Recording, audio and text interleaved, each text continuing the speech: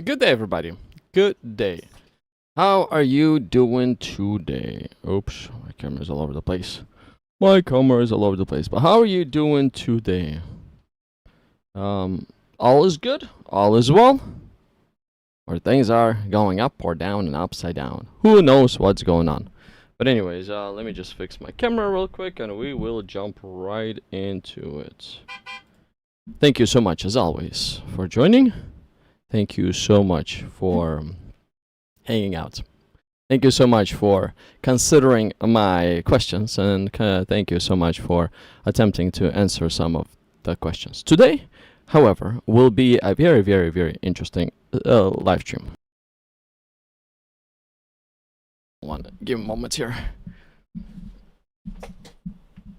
I didn't see that my camera was a little off today, but again, I had a very, very, very late day at work, and pretty much this is the earliest that I'm able to jump on live stream because of the work that I had. So thank you so much again for tuning in. My name is Serge. Welcome to Let's Talk. Let's Talk is, well, we talk. We bring up a topic and then we discuss that topic. It doesn't matter who you are. If you want to discuss the topic, you're welcome to jump in. But today's topic is a special one. Today's live stream is a special one. In today's live stream, I think I spoke to Zed I think it was last Friday or 2 weeks ago, but I think it was last Friday. And in today's topic, we're actually going to try to save Islam. Why? There's so many Islamophobes all around. Literally, so many of these crazy Islamophobes running all over the place. So what we're going to be doing is we will be trying our best to identify the very, very, very first Islamophobes, and we'll whack them over the head. Why? So that Islam could be slightly more saved, because those very first Islamophobes, they do not know the damage that they've caused, but they are crushing. I mean, they were the first Islamophobes, but they're crushing Islam in 2026 because of those crazy Islamophobes. Islam is suffering. So this is where I guess a Christian like me needs to come in and say, hey, Muslim, you see that Islamophobe? Think about what he's saying. Think about what he is saying, because this Islamophobe is messing up Islam.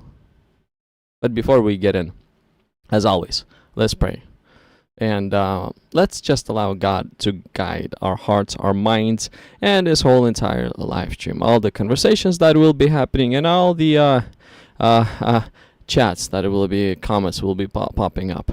So, and you'll see soon. Well, Islam must go down. Come on. This is a special live stream. Look, see? There's a Islam must go down. Come on, bro. This is a special live stream where a Christian is attempting to save Islam. It sounds crazy, huh? But let's see where it's gonna go. Let's just see where it's gonna go. But let's jump into a prayer first, and then we will get right into it. Lord, thank you so much for this wonderful day, and thank you so much that you are with us. You never leave us, you never forsake us, and you are always good. That's the number one thing. Well, that's one of the big things that I appreciate, Lord, actually, that you are always good. Always good. No matter what's going on in our lives, you are always good. And you help us, you give us wisdom, you give us strength, you guide us through whatever event that is going on in our lives. So thank you for who you are. And Lord, thank you so much for this another opportunity to do the live stream. Thank you so much for all the hard work day that we had today. Thank you for all the work that we have, and Lord, thank you so much for this just ability just to sit down, pop a live stream up, and rest while speaking with people from literally all around the globe. So thank you so much also for this wonderful technology called the internet, where we can communicate people from all over the place. Thank you. And Lord, I do pray that you bring people from all over the place here, and help us to, well, see what Islam truly is, so that all of us would understand. Thank you so much again for who you are, and thank you for everything that you'll do here today. Your blessings are always welcomed and thanked for. Blessed be your name. Amen. Well, dear people, yes, I am a Christian. But after speaking with Zed last Friday? I think it was last Friday, because I do Islamic related topic on Fridays right now. So after speaking with Zed a bit, had a week to think about, and that resulted in, we'll try to actually save Islam. We're gonna try to expose all the very first Islamophobes, and if you spotted those Islamophobes, you'll know soon which ones are they. But if you spotted those, chat, because we need to display to the world all of those Islamophobes, so that the world will know whom to stay away from. You don't need to stay away from a Christian. You need to stay away from the Islamophobes. So if you got them, if you know them, if you spot them, throw them in the chat. And what we'll do is we will expose them all. So this is the live stream in exposing the very first Islamophobes that, well, in a way, are a virus to Islam. They're literally a virus. They're literally a disease to Islam. Because of those very first Islamophobes, Islam ain't not doing quite well today. It's all because of them. Not because of no Christians. I mean, what does Christians have to do with Islam? Nothing. All Christians is trying to do here is save Islam. So let's jump into it. And, oh, well, guess what? I forgot to enable the studio room. Give me a moment while I'll do that real quick. And then I will jump right into this. But before, we need to enable the studio room. Okay.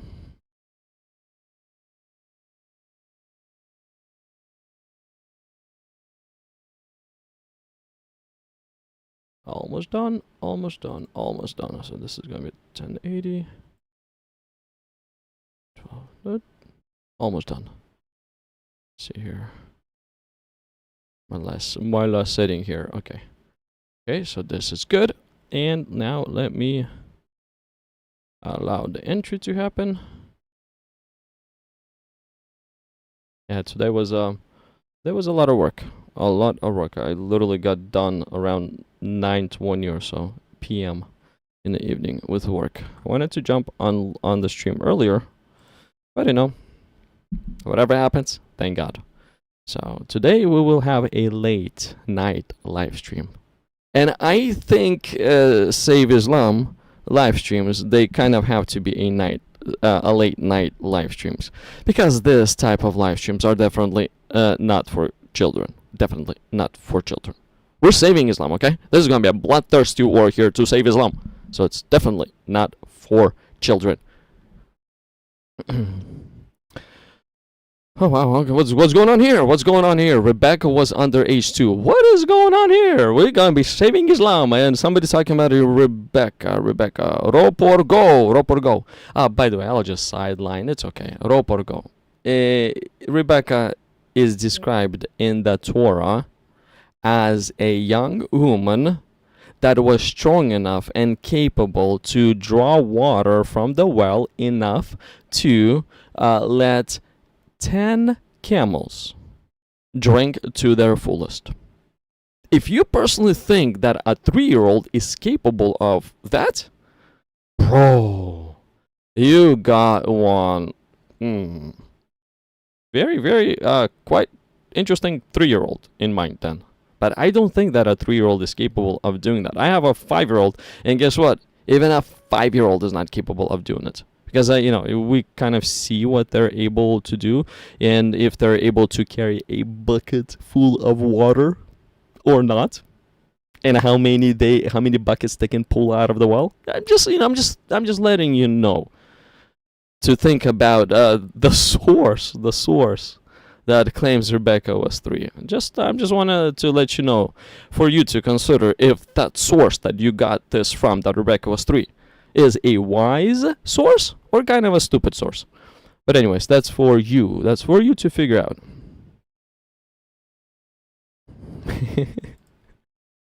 Man, bro, I want to save Islam. What are you doing? What are you doing? Oh, hold on a second. Are you... Hey, let's expose Islam. Let's not expose Islam. Let's expose Islamophobes. Maybe by exposing Islamophobes, a person will understand a thing or two of what not to do, what not to do, what to read, and what not to read. But anyways, thank you so much for your comments. We will jump right. Well, I'm trying to. I'm going to be saving Islam. Okay, let me show you how. You probably don't really fully understand how, but let me show you how. Because again, why such a live stream? Why such a topic?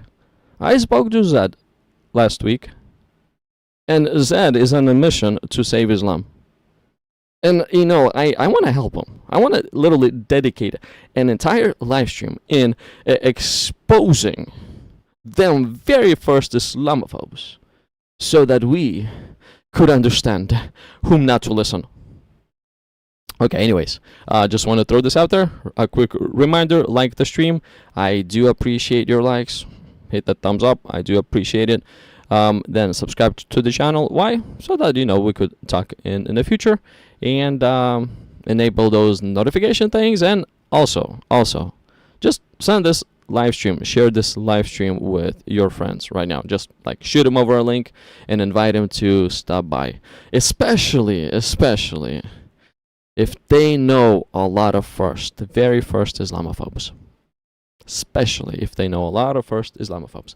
But anyways, let's jump into some of them. Let me just get to my notes real quick, and we will jump right into it. Okay.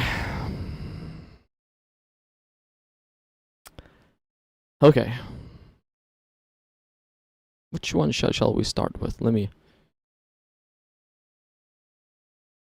see. Which one shall we start with? Because there's a lot of. There's so much Islamophobes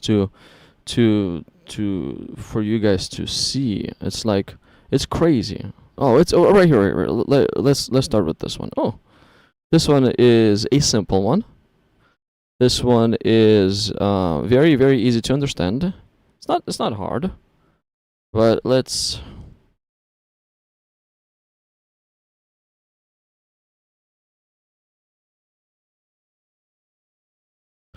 Okay, let's see here. So this one, let's start with this one. And we will jump on to Sunnah.com. Let me just change the screen real quick as well. Now, if you got questions or claims, just throw them in the comments. At times I'll go over the comments and I'll try to answer them. But let's try to stick to the topic, because the ones that I'll probably be answering are the ones that are according to the topic. But if you have non-topical questions, save them for maybe next Friday or so. Just keep on coming back, and we'll see. Usually on Mondays, around 8:30 p.m. Pacific Standard Time, I do an open live stream where basically any questions are welcomed. Okay, so let's see here.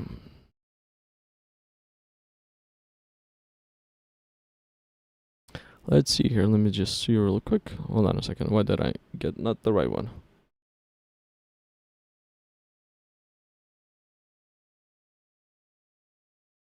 Where's the one that I wanted? Give me a moment here. This is the one that I want to go over, but after I go over my primary one. Okay, so let's see here.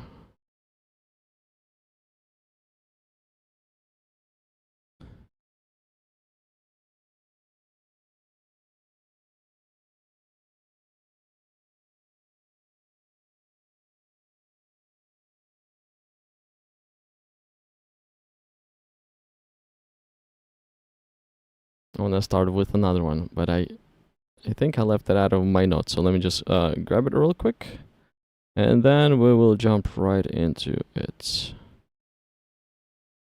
Okay. Ooh, this is going to be Sahih Muslim. Sahih Muslim. Sahih Muslim has a great Islamophobe.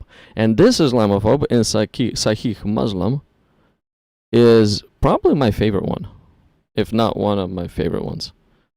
I mean, I personally think this specific Islamophobe has done so much damage to Islam. So much damage to Islam. And this specific Islamophobe needs to be exposed for who this person really is. But in order to figure out who that person is, let's change the screens real quick and let's read together. So now this is we are on Sunnah.com. It's as authentic as it gets. Now, we can find a lot of Islamophobes on Sunnah.com. A lot of Islamophobes. So let's look at the probably, in my opinion, this is just my personal opinion. You may have your own opinions, but this is my personal opinion. This is probably the biggest Islamophobe that we can find on Sunnah.com. And this is my personal one. Okay, this is like, you know, it's like you want to save Islam, but at the same time, this Islamophobe is like kind of cool. So it's like, I kind of like this Islamophobe, but yet we need to expose this Islamophobe to save Islam. So I'm like, I do not know what to do. I don't want to expose this Islamophobe because I like this, but this is the biggest one, so this one needs to be exposed. Okay, so this is what this Islamophobe says.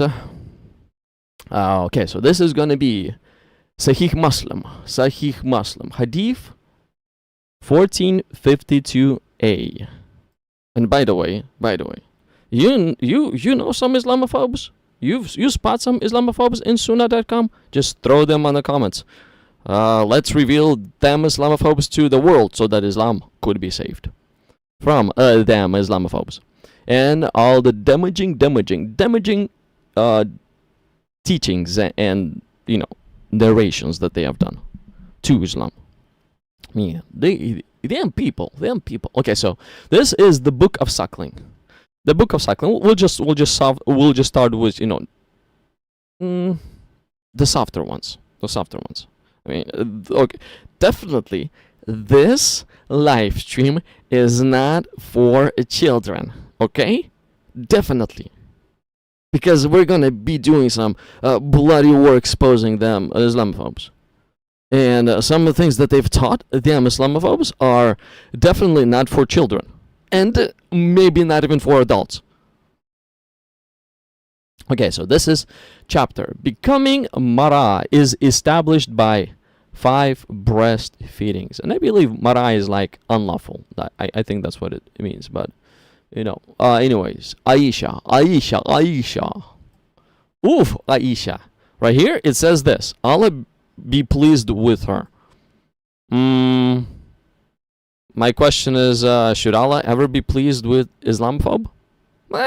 This one, let's just let it be, okay? Let Allah be pleased actually with this Islamophobe, because this Islamophobe is just, well, I like this one the most, so that's why. Let's just keep it at there, okay? So Islamophobe Aisha, she probably holds number 1 rank, reported that it had been revealed in the Holy Quran that 10 clear sucklings made the marriage unlawful. Then it was abrogated and substituted by 5 sucklings. And Allah's apostle died, and it was before that time found it's just a bit found in the Holy Quran and recited by the Muslims. Okay, so before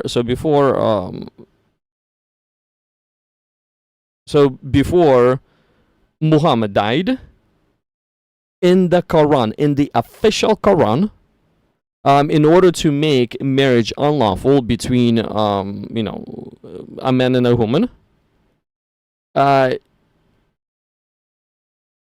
she needs to do 5 sucklings, okay?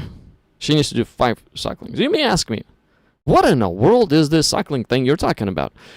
Well, let's go to sunnah.com again in order to figure out what in the world is this suckling thing that they're talking about, and why is it needed, okay? Okay, so this is a Sahih Muslim. This is especially, you see right here, the book of suckling right here. It gives us a little more information on those practices. Okay, so Hadith 1453a, chapter breastfeeding and adults. Ugh. That's an interesting one. Okay, let's continue on. Okay, so Aisha. Ooh, Islamophobe Aisha. We find her here too. Because why? Ooh, she knows a lot of Islamophobic information. So let's see what she says here. Oh, Allah be pleased with her. I agree with you. May Allah be pleased with Aisha. Reported that Sahla bin Suhail came to Allah's apostle, may peace be upon him, and said, Sunnah probably made a little error here. Or maybe Allah made an error, who knows. But anyways, Messenger of Allah, I see on the face of Abu Hudfaifa signs of disgust on entering of Salim, who is an ally, into our house. Whereupon Allah's apostle said, suckle him. So, a wife comes to Muhammad and says, there's an ally, a man ally, enters into our house. But my husband, he has this disgusting look all over his face. Probably he's jealous or something like along those lines. So a wife came to ask Muhammad, what advice do you give me in order to, for this to stop?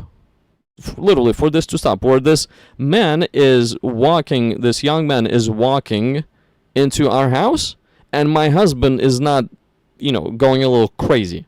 So that my husband could actually be calm. So, Muhammad, what would you recommend? Again, our favorite, Aisha, the Islamophobe, is narrating this one, okay? Okay, so she said, okay, we'll see here. So, whereupon Allah's apostle said, suckle him. See? As simple as that. Dear woman, according to Allah's apostle, Muhammad, if your husband is jealous of, another man, what you must do, you must breastfeed him. Breastfeed that man of whom your husband is jealous of. Just take him and breastfeed him in front of your husband. Look, the wife said, how can I suckle him as he is a grown-up man? Logically speaking, Aisha, haven't you thought about that one? Aisha the Islamophobe, haven't you used your logic, your common sense? That is like, that man is a grown man. Breastfeeding is meant for, children. It's meant for children, not for grown men. For children. Grown men, they don't really breastfeed. They actually, you know what happens inside of them when they see a woman's breast. You know what happens inside of them. So by suckling him, she's probably turning him on. Ugh. In front of her husband, Aisha. I agree with this woman right here. How can I suckle him if he's a grown-up man? I agree with her. That's common sense. Aisha. I like you, Aisha. But, it shows that you got zero common sense. Thus became an Islamophobe.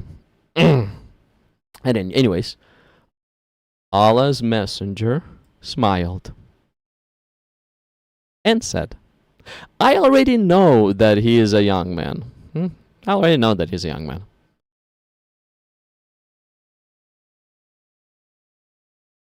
Amr has made this addition to in his narration that he practiced in the Battle of Badr and in narration Zamuran. Okay, Allah's Messenger laughed. See? Simple as that. In another hadith, let me show you another hadith. Another hadith about suckling, so that you would see how.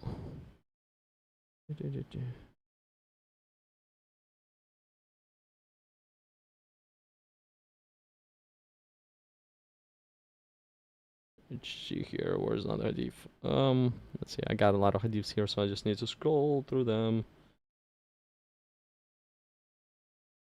Battle of Badr. There's another one. Where's it at? Participated in the Battle of Badr. Already know he's a young man. Oh, there we go. There we go. It's this one. This one. Let's see here. Another version is Sahih Muslim. Sahih Muslim 1453a.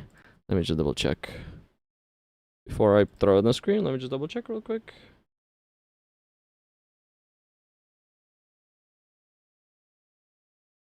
Oh, there we go.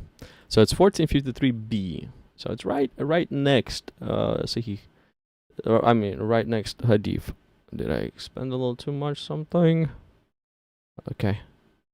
Okay, so it's right next Hadith. So 1453b Hadith. Let's see. This one puts it like this.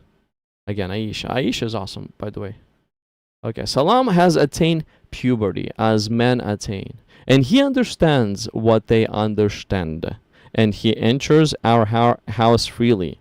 I, however, perceived that something in the heart of Abu Hudhaifa, whereupon Allah's apostle said, "Suckle him, and you would become unlawful for him. And the rankling which this Abu guy feels in his heart will disappear." So she returned.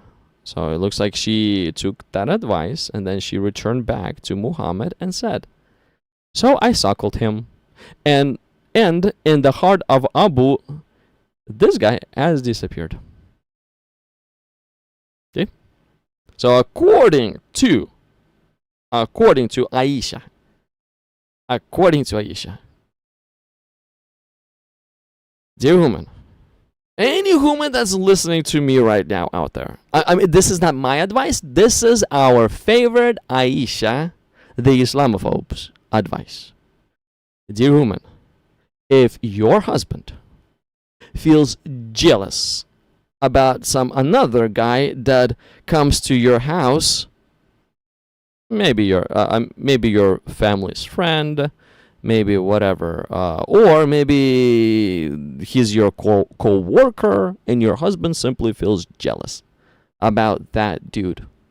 So according to Aisha, our favorite Islamophobe, all you have to do is, I guess, in front of your husband, just invite that man to your house.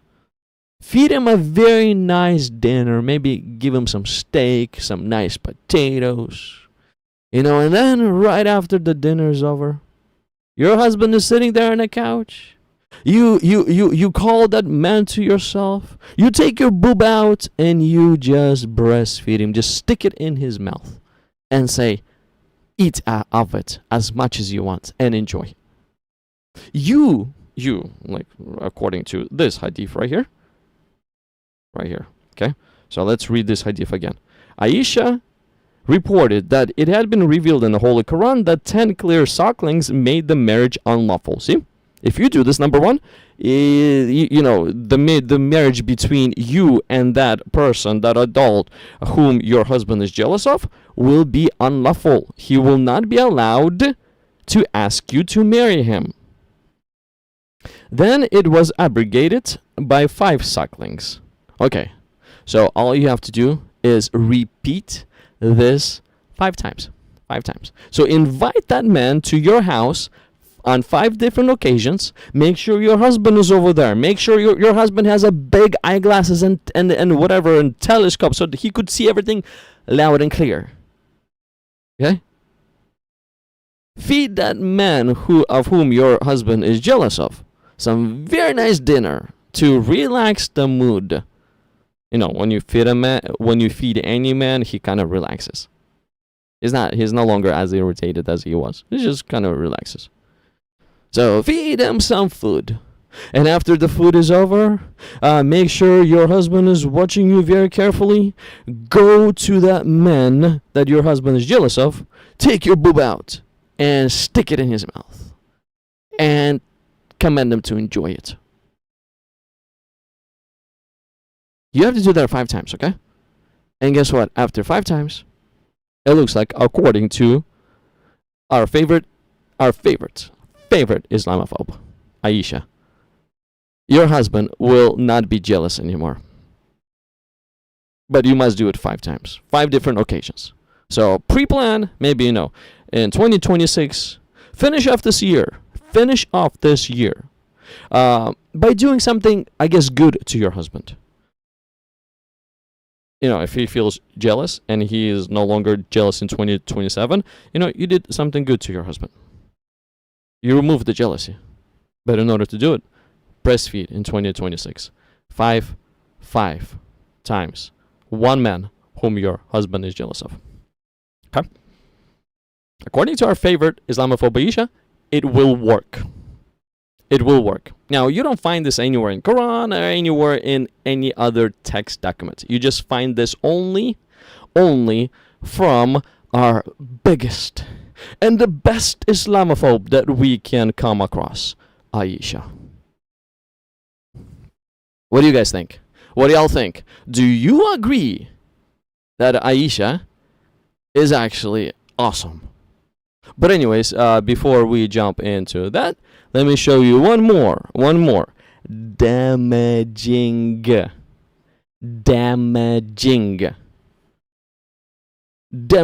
Islam. Damaging to Islam claim that Aisha has done. And it's actually here. It's found here in this verse that right there, this verse that we just read. It's found here. This passage, this narration of Aisha, dear people, is extremely devastating to Islam. Extremely devastating.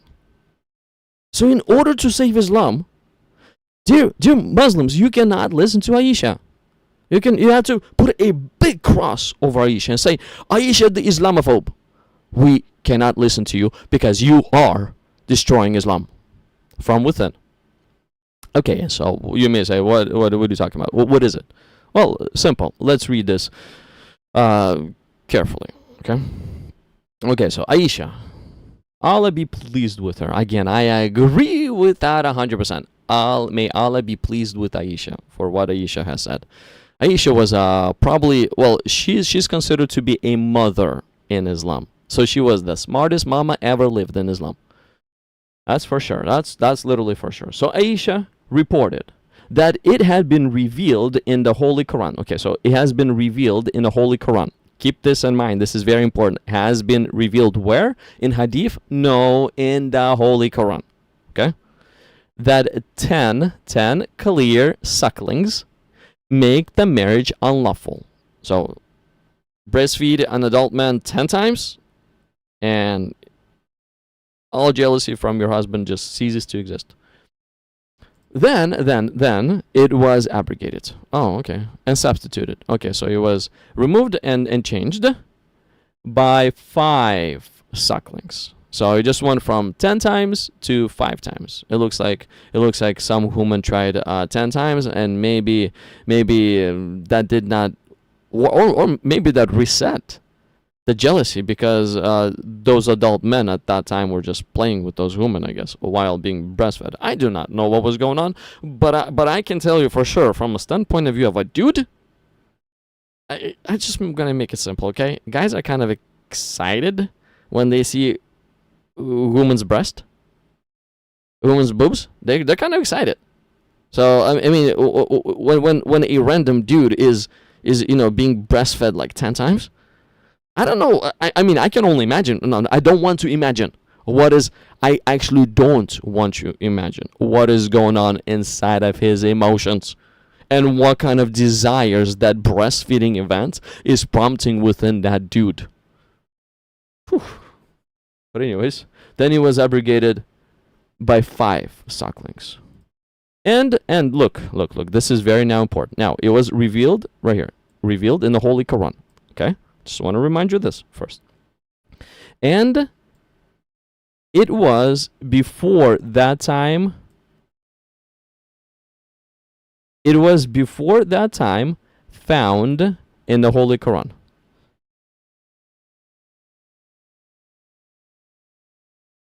Now, hold on a second. I missed a phrase here. I'm thinking to myself, what's going on? I think I missed something. Okay. So then it was abrogated and substituted by 5 sucklings. Okay, so abrogated and substituted. And Allah's apostle died. And it was before that time. Okay, so before Muhammad died, inside of Quran, there was 5 sucklings makes marriage unlawful. That was in the Quran before Muhammad died. And it was found before that time in the Holy Quran, okay? And recited by the Muslims. So Muslims, the companions of Muhammad, would actually recite when they would be reciting the Quran, and people around would be listening to them. They would be reciting. One of the narrations that they would say, one of the recitations is, to make marriage unlawful, a wife must breastfeed an adult 5 different times. To make marriage unlawful, a wife must breastfeed an adult 5 different times. That was in the Quran before Muhammad died. Okay? The only person, just please remember this, the only person that is allowed to remove anything from the Quran is Muhammad. Nobody else is allowed, because if somebody else removes something from the Quran, that means that person that removed that text from the Quran is actually a prophet. And according to Islam, let's save Islam, Muhammad is the last one. Muhammad is the only prophet of Islam. That's it. No one else is allowed to be a prophet in the past, in the future, any time. So no one is allowed to remove any text from the Quran unless Muhammad approves it. Do you understand? Aisha is saying that before Muhammad died, this suckling ruling was in the Quran. It was there. Now, let's take a look at this. Okay, so quick question. So, is there a passage in the Quran regarding breastfeeding an adult to make marriage unlawful? Oh, no, there's no active passage in the Quran about breastfeeding an adult to make marriage unlawful. Ooh. Who removed this passage from the Quran? Dear people, who removed it? Aisha said, our favorite Islamophobe said that passage is in the Quran before Muhammad died. It's there. It's literally there. That's what Aisha said. Now, there is no active passage in the Quran about breastfeeding an adult to make marriage unlawful. Who corrupted the Quran? Who corrupted the Quran without Muhammad's approval? Who corrupted the Quran? Was it this Uthman? Was it this Uthman that corrupted the Quran? Who corrupted the Quran? Dear Muslims, who removed a verse from a Quran without Muhammad authorizing it? That's one of the questions that I got. So far, if you know who corrupted the Quran, please let me know. That would be an interesting thing to. The person who corrupted the Quran, we need to put him on the Islamophobe list as well. Why? Because they corrupted the Quran. According to the Quran, none of the word can be changed. No words of the Quran can be changed. 6:115. Look, let me show you real quick. This is what Quran says.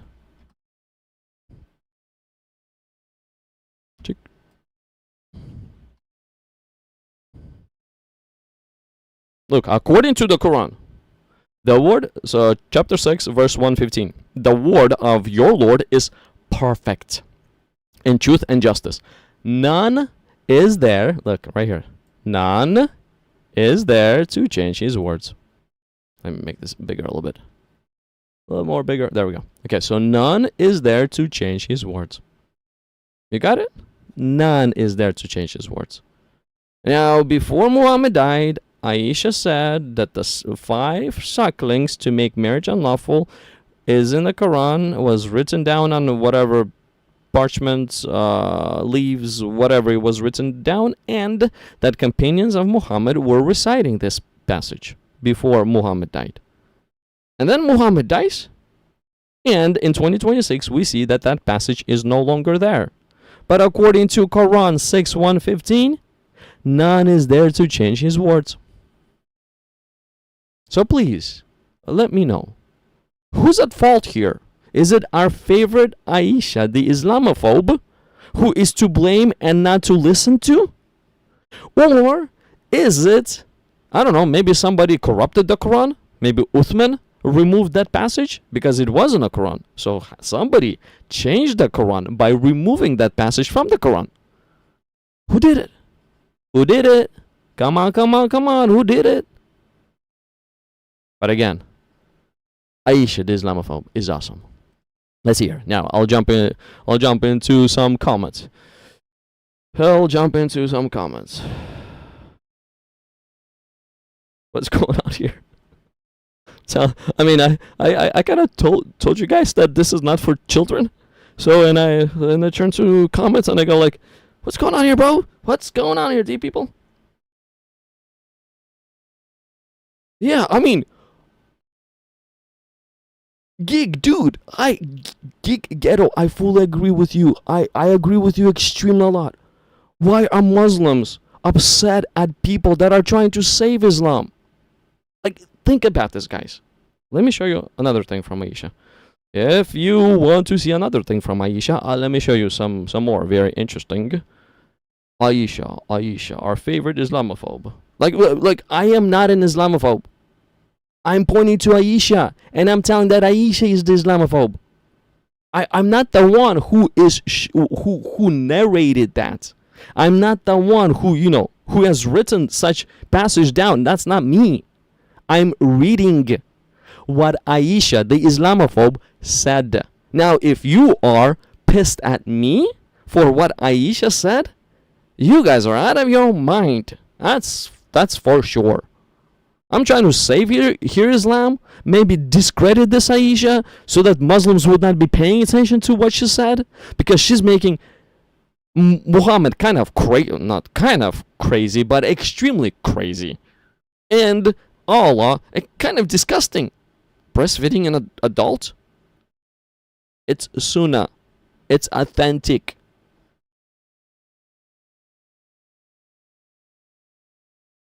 Let me see what this is real quick. So yeah, I agree with you, bro.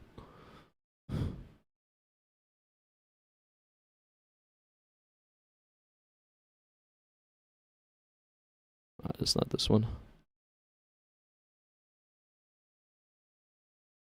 Let me just try to remember. She said, let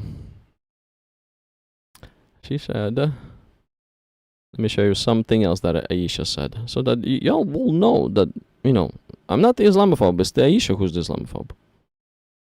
Look.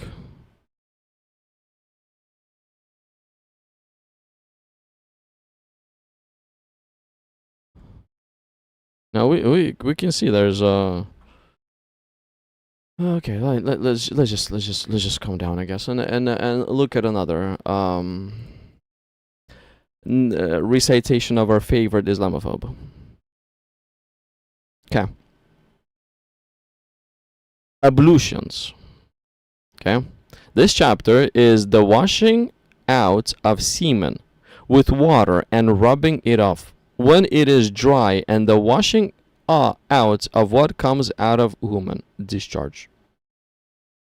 Okay, well, Okay, so I asked Aisha about the clothes soiled with semen.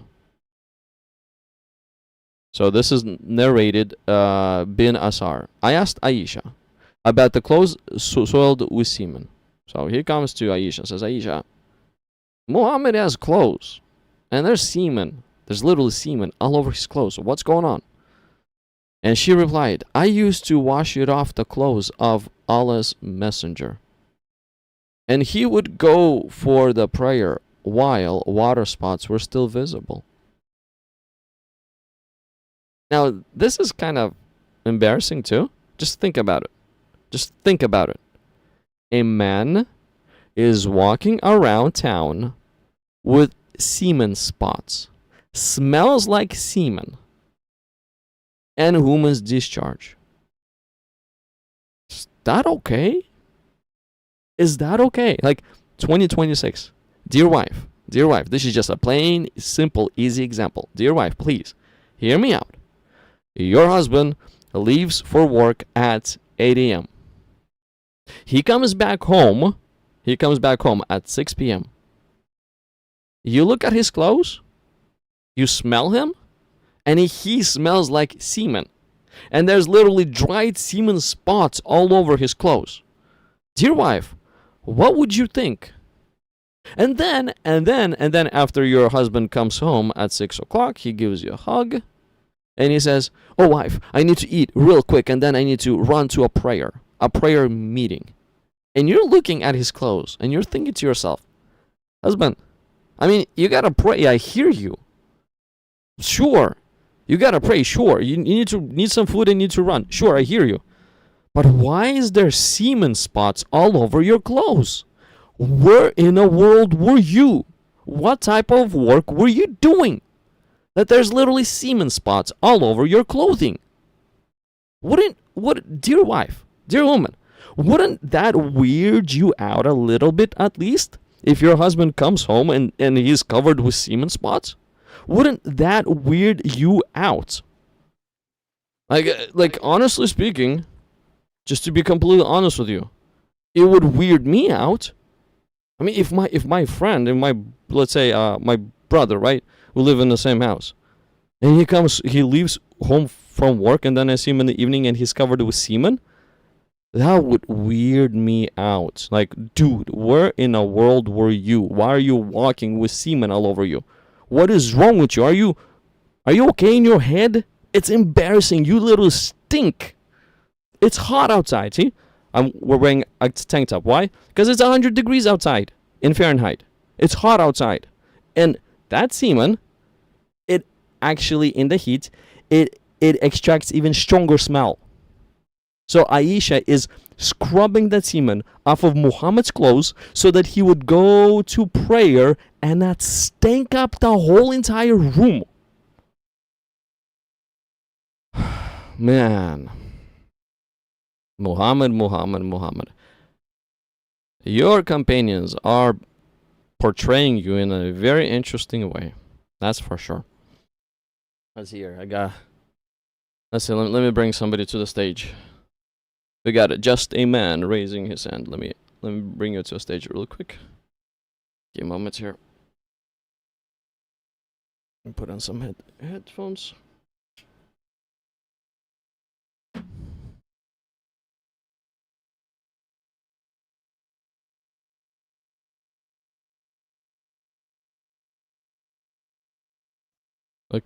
Okay, just a minute. Can you hear me?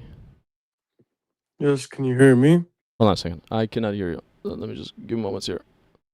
Something's wrong with my speakers. Maybe my headphones are on. Oh, on. Come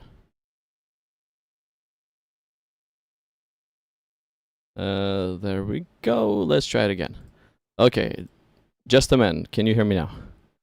Yes, can you hear me? Yes, sir. I can hear you. How are you doing? I'm doing fine. Nice. You know? Where are you from? Just out of curiosity. I'm from America. From America? Oh, United States. Are you on the East Coast? I mean, it's pretty late already. Or on the West Coast? Yeah, I stay up late, you know? Oh, awesome. So what do you think about this? I mean, I'm actually trying to, in a way, save Islam by displaying the true Islamophobes to everybody, and maybe we should not listen to those Islamophobes. What do you think? I mean, I don't know. I just wanted to hear your statement about what you were saying about the semen.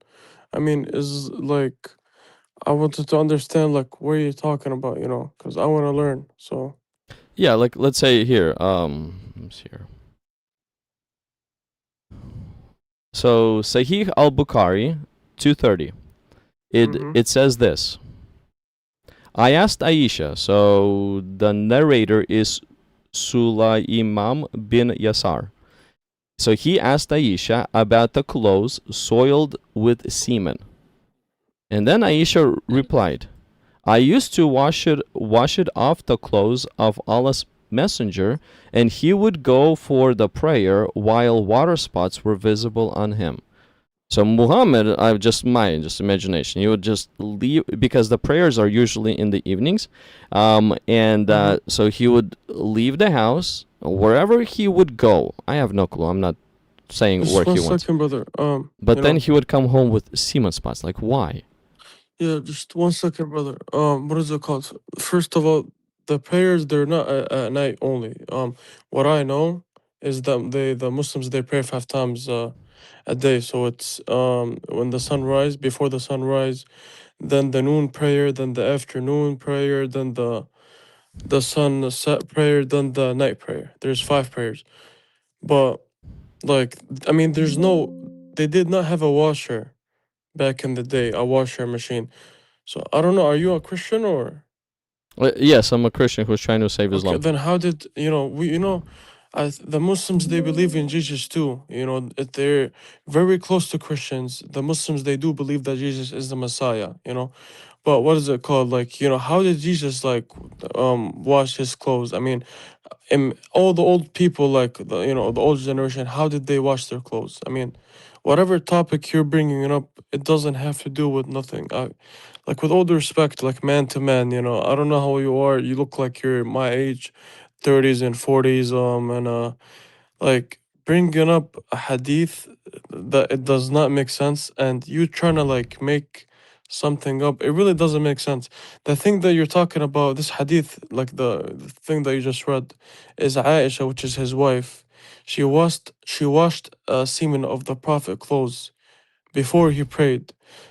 What this hadith is trying to explain that you know how the semen it's not pure. So long story short, you can wash it off, then you can go pray. That's what hadith is trying to say. Okay, why? My simple question, like man to man, why is there Man semen to all man. over his clothes? Like let's say, just a man. Are you okay with coming home with semen all over your clothes? And when did okay, one second. Wait, when did he go home and he has like you're saying he went back home and he had semen over his clothes? Is that what you're saying? Because it does not say that. It's saying he went to go pray and he had semen spots, which is long story short. Well, Like look. This is what it says. I asked Aisha about clothes soiled with semen. She replied, I used to wash it off the clothes of Muhammad, and he would go to the prayer while water spots were visible. so he would So, go to the prayer while they're visible. So long story short, your name is Serge? yes. Okay, Serge. So like we if we ejaculate or if we have sex, we can't go pray unless we have to wash our body, like take a whole shower, full shower. Okay, so if there is a little like semen, like let's just say someone who's not married, or you know how sometimes you go to sleep and you have like some semen while you go sleep, like a wet dream, this and that, and on your pants or underwear you have some semen. So if you have that, you can just wash it off, then you can go pray. You don't have to change your whole clothes. This is what the hadith is trying to say. You're trying to make a whole story up. You're saying he went home with semen spots. Come on, brother. This is not good, yani. Like, I don't try to, like, no one, you don't see the Muslims out here trying to make stuff about Jesus. No, we love Jesus, man. I mean, we agree a lot about Jesus. Bro, I'm not making stuff up. Like, Yeah. look, uh, So asked Aisha about clothes soiled with semen. So there's literally semen spots on his clothes. I mean, wouldn't you agree with me? Okay, the whole hadith, like you can go to tafsir, but Wouldn't you, this main wouldn't lesson you right here, agree with me that there's semen spots all over his clothes? I mean, it's soiled. It's not just in one it's spot. washed off. It's It's washed off, soiled. brother. Well, I know. Hold on a second. It's washed off. I'm So not I'm there's no not semen on it. we didn't get there yet. We didn't get there just Right, yet. right, right, right. So we're just in the beginning of the hadith. So in the beginning of the hadith, it says that there are semen spots soiled in all over his clothes. So there's Yeah, semen spots, yeah. and he's walking So around. He's walking around, and this guy, look, this guy, what's his name? Suleiman.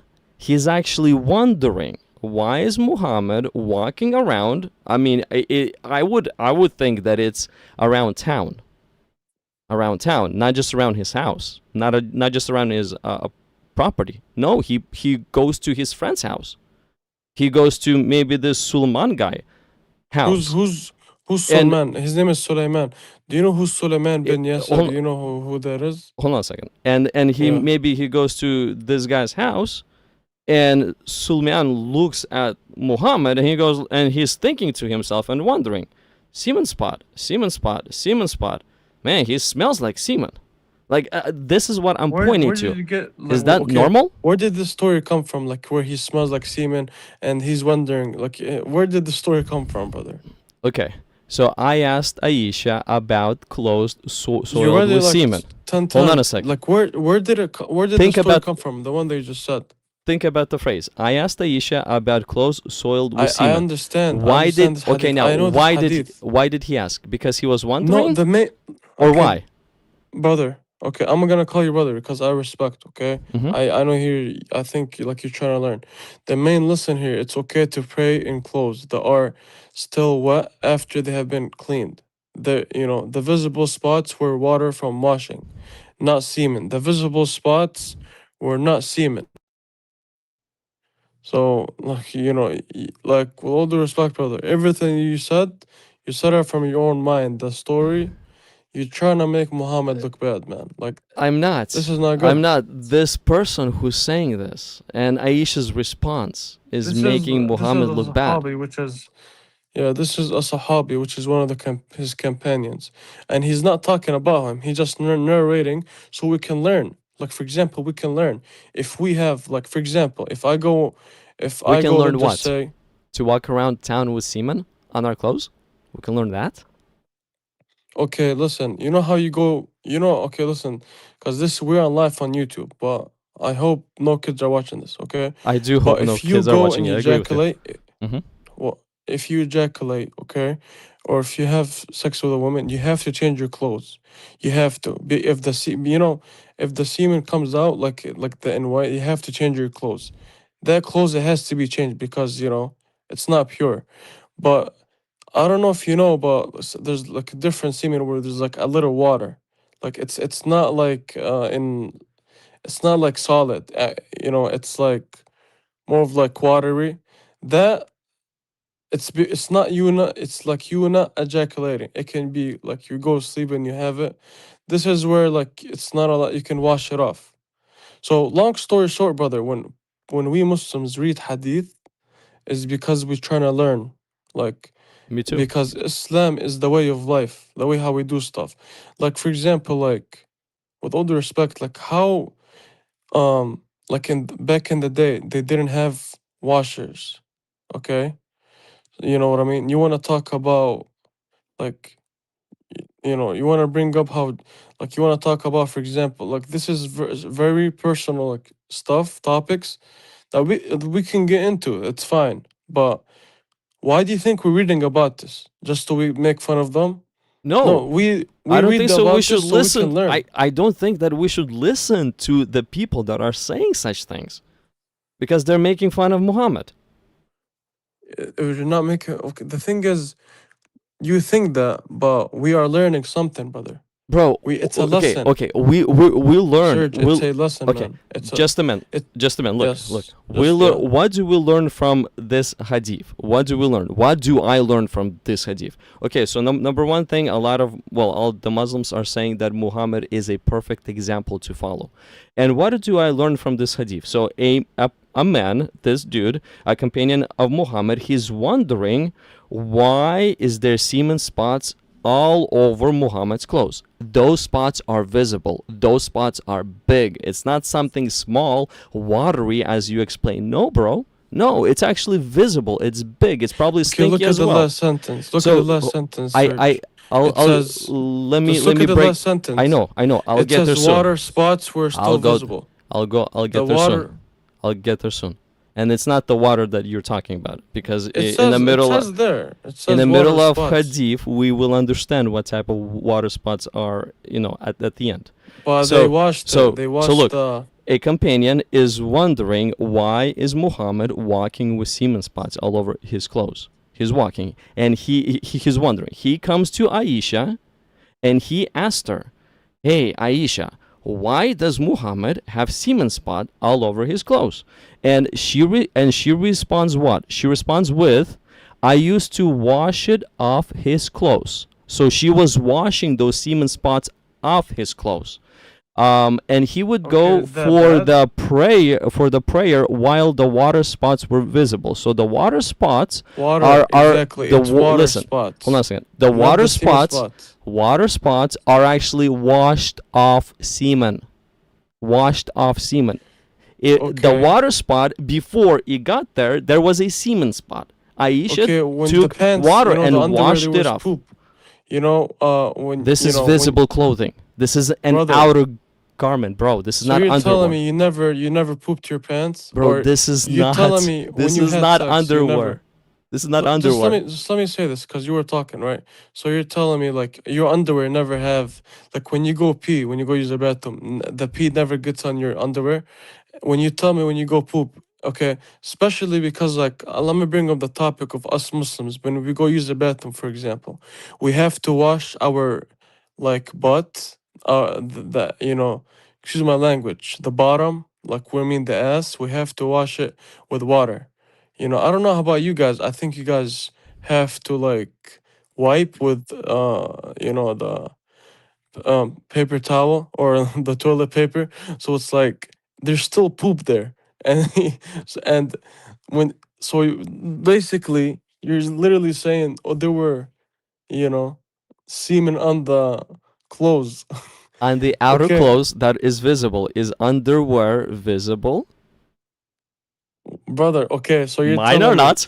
Are you're yours? telling me, okay, so you're telling me you never pooped yourself. Okay, No, you're bro. telling me, No, this is Okay. about visible clothes. This is about a t-shirt. This is about pants. This is not about underwear. This is about a jacket. brother, the visible were the water spots. There's nothing.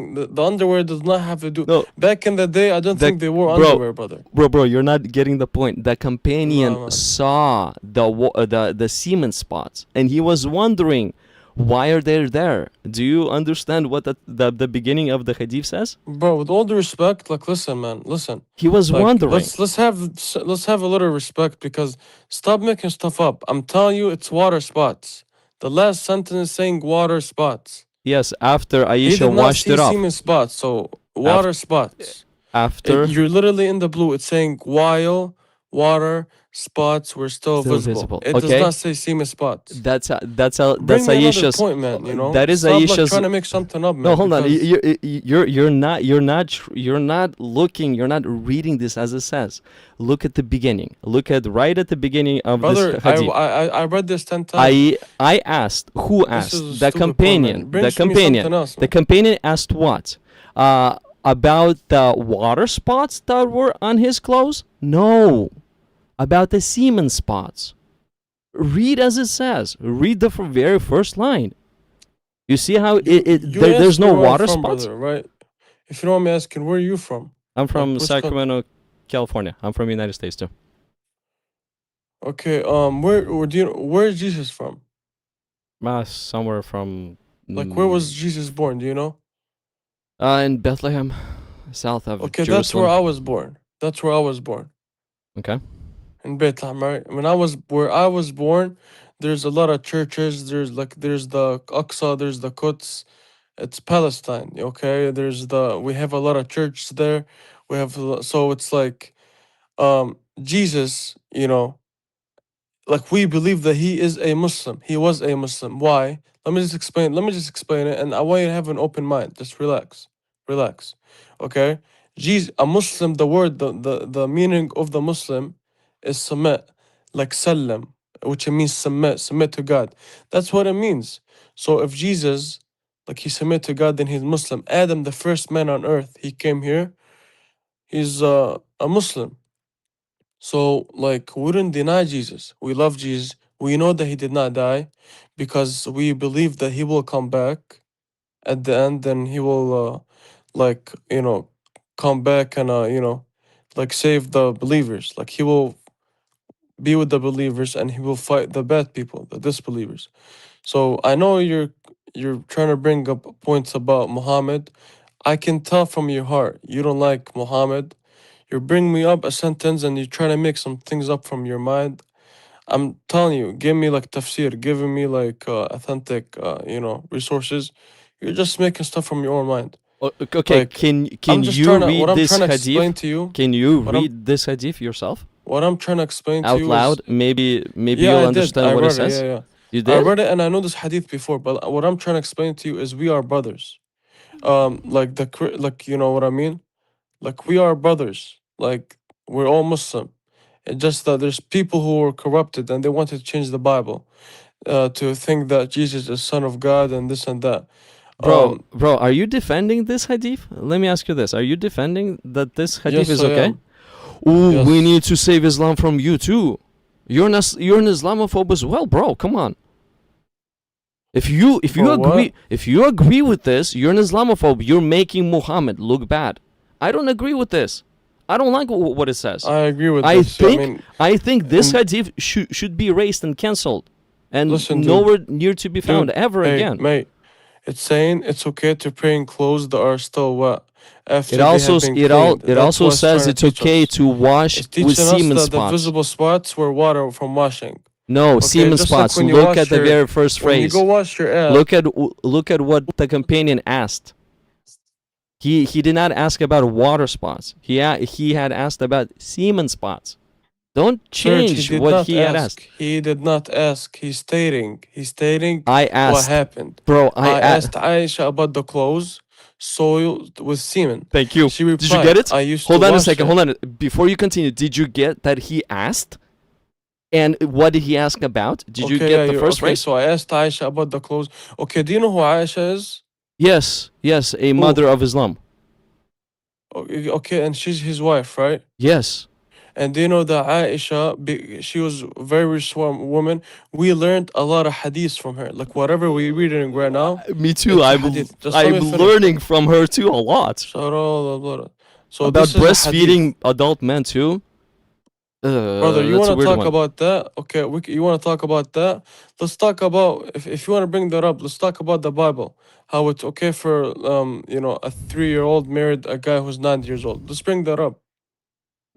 Yeah, if I will actually bring that up, you'll see Let's that bring that up. you're extremely wrong, because if you read Wrong? a literal text in the Torah, you will see that the description of Rebecca is nowhere near 3 years old. If you read a literal And text how old from the was she? Torah, she was a young woman that was able to carry 10 buckets of water, enough to get 10, well, not 10 buckets of water, but enough water to allow 10 camels to drink to its fullest. So 3-year-old will not be able to draw out of the well enough water for 10 camels. I'm not trying It's to make impossible. fun of your Bible, whatever. No, That's no. what it says in your Bible. No, you're wrong, and I can show you the description. I can show you the passage. I can show you, and you'll see in literal that you're extremely wrong. Where you're getting this from is from Talmud. Talmud is a Jewish tradition source that is actually fighting the Torah, fighting against the Zabur, fighting against the Injil, and they hate Jesus Christ. This is where you're getting this information from. I can prove it to you, no problem.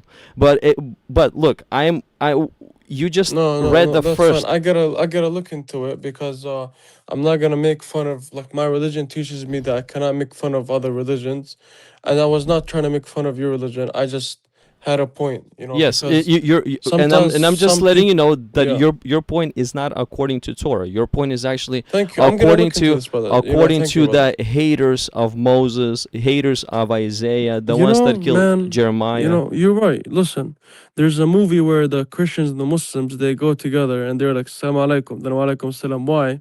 Because we're very similar. And the Jews, they deny Jesus, and they don't, like, I know you guys believe that he's son of God. We say everything the same thing, or just that.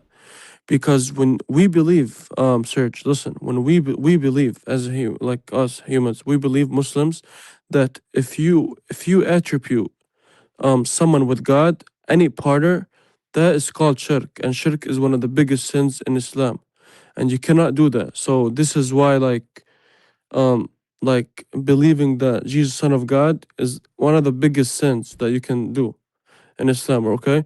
Other than that, the Christians and the Muslims are very similar. Very similar. Um, Well, the Christians, according to Islam, is in a state of shirk, and also the Christians do not agree with you know Muhammad or a man walking around with semen spots on his clothes. Christians don't agree with that. Serge, man, with all due It's a respect, man, you bad. gotta stop, brother. It's a disgusting You don't know practice. what you're talking about, man. I explained to you. You You keep just bringing up read. a different. You just read. I asked. Yeah, Companion asked. bro. Do you have a brain, man? Can you think Aisha with your brain? about I am. Are you not Okay, able to man. read? Come on, bro. Are you not look, read. It's right before you. It's not hard to read.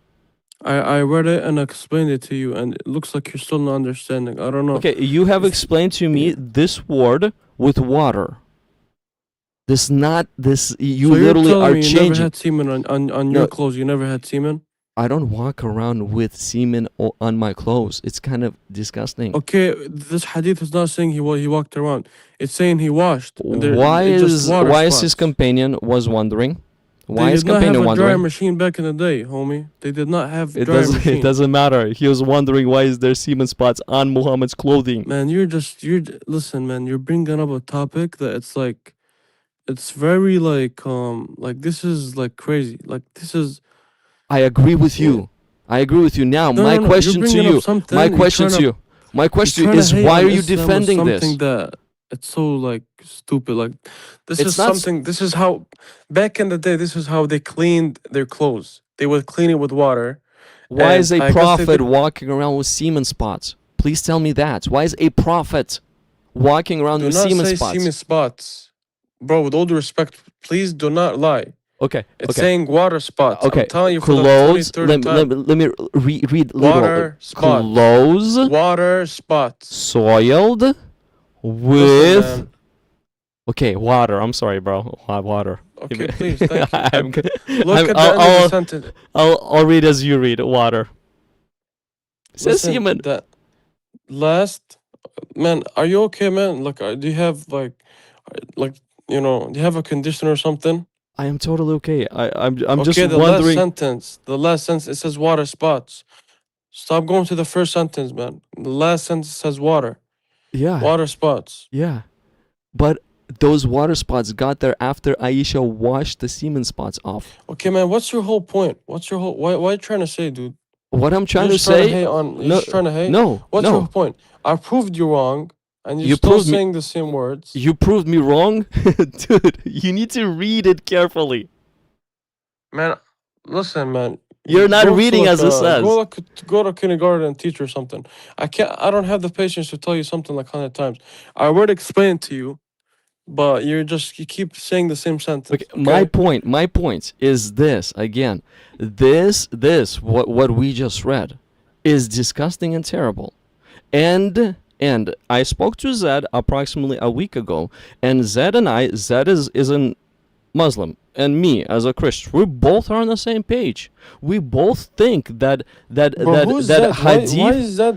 Uh, Does that believe in hadith? No, he doesn't like hadiths. Well, Wait, not wait, all wait, of wait. them. Who's Not this all of Zed them. guy? He's Why is mostly that Quran guy only, going to and he's different picking choosing. He's picking why is he choosing on going to hadith. different like YouTube Same you as you. know brother, I was just scrolling and you came here, self you know what I mean? But you guys like your boy Zed. I feel like he's with you guys. He's trying to prove himself wrong. No, is the. I talked to him only one time. My only Okay, got a conversation with him question, ever was Sid. on Wait, I Friday got a of question. last week, and he actually Okay. showed me another hadith that he says, you know what? This hadith makes Muhammad look even more worse. You want me to show you that hadith? Tell your boy Zed he can go sleep.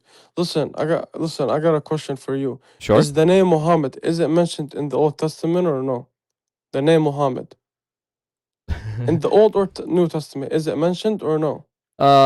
Name Muhammad Yeah, you as can clear search it up. as Muhammad, no.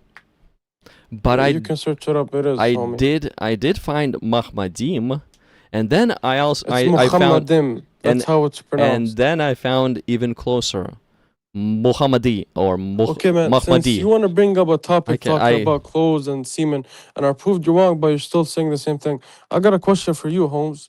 So tell me about like how you guys believe in like three gods. Tell me about that. How did you You prove me guys wrong? can never answer the same answer. You How guys did always you give prove me different wrong? Answers. How did you prove me Huh? wrong? I'm wondering how did you prove me wrong? I don't know. I think the chat can verify. You misread. Okay, chat.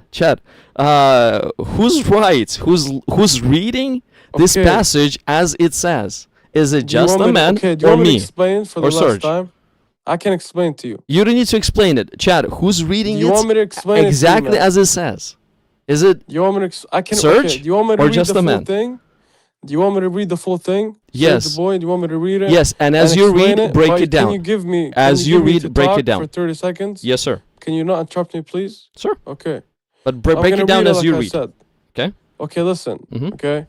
So I asked Aisha radiallahu anha about the clothes soiled with semen. Okay. She replied, I used to wash it off. So put this in your head. Wash it off. Wash what Go off? inside of your head. Wash of what off? Wash it off of the clothes of Allah's Messenger, sallallahu alaihi wasallam. And he would go for the prayer while water spots were still visible. Water spots were still visible. Water. They didn't have a dryer machine. So for you, Serge Okay, boy, what did she when you go wash what your did she pants, what when did you she go wash wash your off? underwear, 1 second, man. When you go wash your clothes, you have a dryer machine. Back in the day, they did not have dryer machines. So this whole hadith and topic you're bringing up, it's pointless. It's pointless. You're trying to bring something up. You're trying to hate on the Prophet Muhammad Sallallahu Alaihi Wasallam. You're trying to bring something up, but you can't. You can't. Okay. Bring me something about his manners. Let me Did you ask read you about the just please? let me ask you a question. Did you read What about did the she Prophet wash Muhammad's off? manners? How he would talk to people, the way how beautiful his manners was. What did she wash off? Okay, man. The chat, they can heard everything I said. They probably can explain it to you, simplify, What Now did she tell me wash about off? Now, do you believe that Jesus is the prophet? Bro, what did she wash off? Brother, it's my turn now. Do you believe that Jesus is a prophet? You haven't explained this. I have a question Brother, about this. I read the whole thing, dude. You read, and I kind of threw a question at you, but you don't want to answer. Okay, go ahead. What did she throw a wash off? question, man. What did she wash off? She washed off the semen. Okay, that was visible on his clothes, right? She washed off the semen. Okay, where Then from his after clothes? she washed off. So when you wash off something, you clean it up so it's not there anymore. So you wash it, and it's not there because it's clean. Wow. I agree with Okay. the second part of the hadith. I definitely do not Okay. agree with the first part of the hadith. Okay. Then what's your other question? Okay, so why did Muhammad walk around with semen on his clothes? Oh my God, man. Really, dude? And he would go for the prayer while water spots were still visible. The water.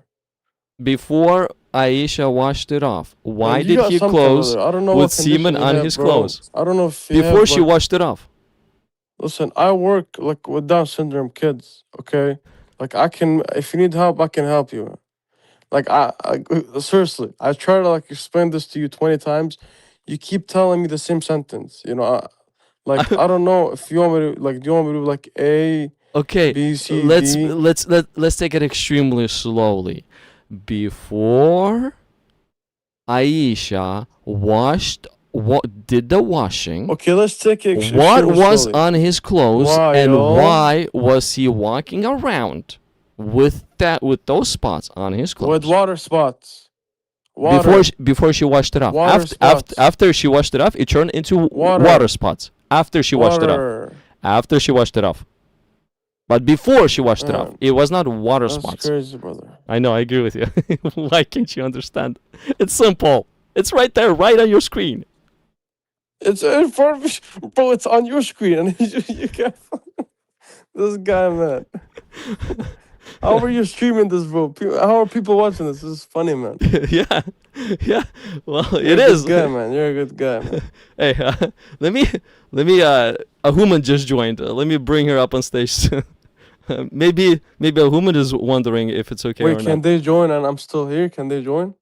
Yeah, I can bring them. I can bring anybody. I usually allow up to 5-6 people to come to the studio, and if they and then I just Okay. do You're a like good guy, man. I'm 4 or actually 5 from people Chicago, conversation.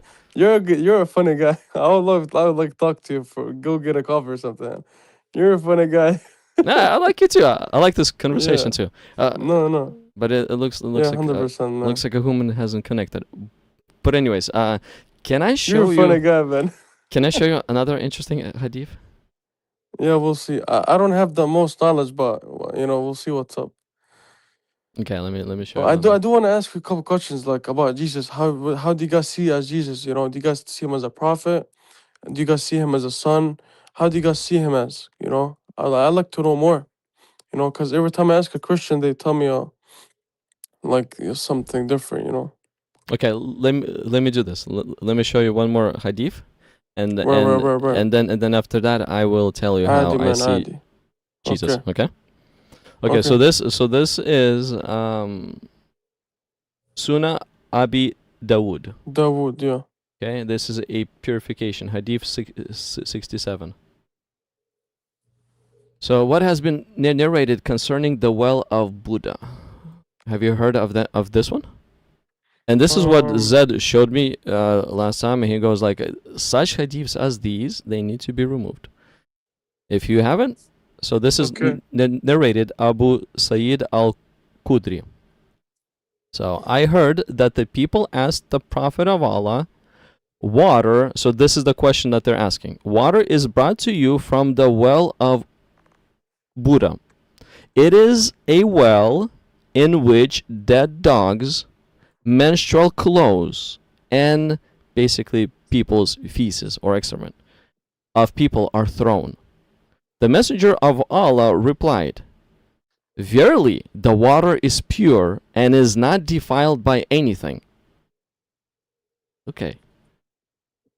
Abu Dawood said, I heard Qataba Sayyid say, I asked the person in charge of the well of Buddha about the depth of the well. He replied, at most the water reaches pubes.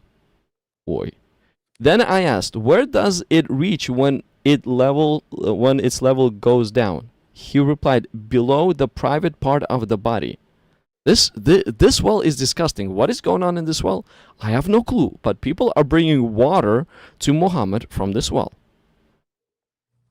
And then Abu Dawood said, I measured the breadth of the well of Buddha with my sheen, which I stretched over it. I then measured it with the hand. It measured 6 cubits in breadth. I asked the man who opened the door of the garden for me and admitted me to it, has the condition of this well changed from what it had originally been in the past? He replied, no. I saw the color of the water in this well had changed. No, I saw the color of the water in this well had changed. So it's been like this all the time, and people are bringing water to Muhammad from this well. And inside of this well, there's dead dogs, menstrual or period like tampons and tampons, and poop from human beings is inside of that water, and they're bringing it to Muhammad, and Muhammad is replying back with, "This water is pure." Like, I personally think that this hadith needs to be erased from Sunnah, Okay. because this is So disgusting. Wouldn't you agree with me? so listen, I don't have the most knowledge, but let me like just so I can educate you on this, all right? So your friend, what's his name? You say he's Muslim?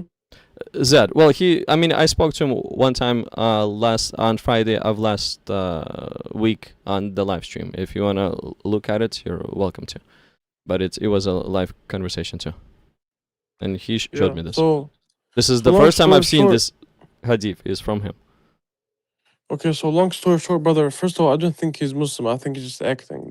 That's number one. Second of all, so wouldn't believe in all the hadiths, but for example, like the last one you showed me, it's a Sahih Bukhari. That's 99% of their by trusted people. So basically, hadith is like the sayings of the from the Prophet ﷺ is from, but it's only trusted people that is passed by.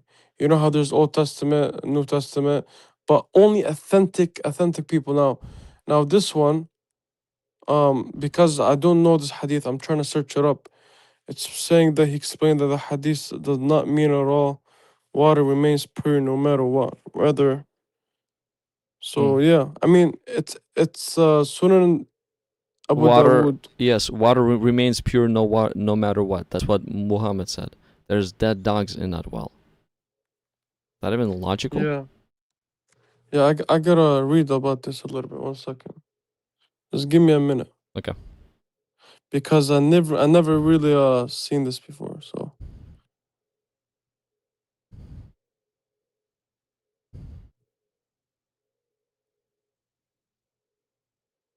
And while he reads, throw the likes, subscribe to the channel, join our conversation, and let's continue to talk.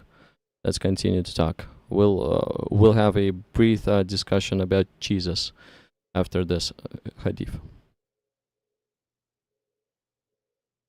But after that brief discussion about Jesus, we'll go right back to the topic, because I want to show you some more hadiths, guys. And the reason why I'm doing this, I'm not making fun of Muhammad in any way. I'm not doing this because I hate Muhammad. I personally think that these hadiths needs to be removed from Sunnah. They need to be removed because they're making Muhammad look terribly bad. So that's why I just wanted to bring this to every Muslim's attention. And maybe Muslims are gonna become Quran only. You become Quran only, you by default will make Muhammad look a lot better. okay, so some scholars say if you only Quran only, that doesn't make sense because if you only Quran, it doesn't make sense because we believe in the Prophet Muhammad ﷺ, and we need to learn from him. The Quran is the words of Allah. The Quran is literally the words of Allah, and the Quran cannot be changed. For example, like the Old and New Testament has been corrupted, the Quran cannot be changed. Can't, impossible. And as you can, I don't know if you know this, but a lot of Muslims they ihfad the whole Quran. They memorize the whole Quran. So like even if you erase them and you delete them from the planet Earth, Oh, bro, a lot of people, uh, hundreds of thousands, if not millions of people that I, memorized it. So Aisha said the Quran has been changed. Aisha said this, and I no, read it that's in the the. Quran has not been changed, buddy. Aisha said that it's been changed. Okay, man. Where do you? Okay, You man. want to Go go sleep, into man. another hadith? Go ahead, bring that up, cause that's false. You know, the Quran never been changed, brother. I don't know where. This is 2026. You really think that? Yeah, let me show you. Give me one here. I Okay, just read it. buddy. Let me just see which one. But let me know while I look that up. Let me know what do you think about this passage about the well. Yeah, we'll do. Let me see where's the.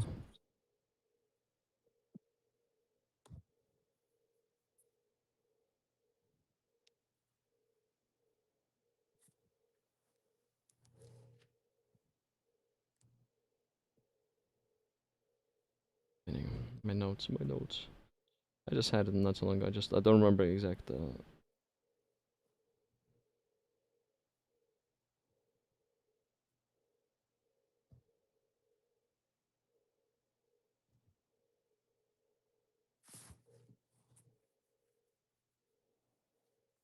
Okay, there it is. So this is Sahih Muslim 1452a. There it is. Let me bring this to the screen. Okay, before we go into this, okay, the hadith I'm reading, the one that you told me about the well, Mm-hmm. it's everything you told me. I don't know like where you're talking about. It does. Where I mean the Prophet said the Sallallahu Alaihi Wasallam. Where I mean that he said like the water is still pure. Even what are you talking about? Right here, right here. The Messenger of Allah replied, "Verily, water is pure and is not defiled by anything."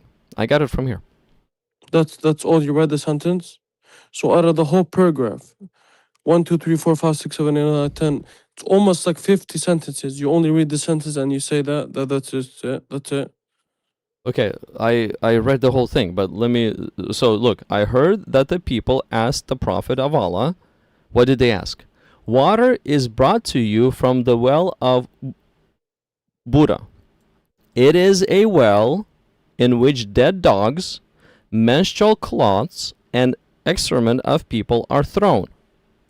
The Messenger of Allah replied, "Verily, water is pure and is not defiled by anything." So it's not defiled by a dead dog, it's not defiled by the tampons, it's not defiled by human poop and piss. I read exactly as it says, and everything you heard me was reading here.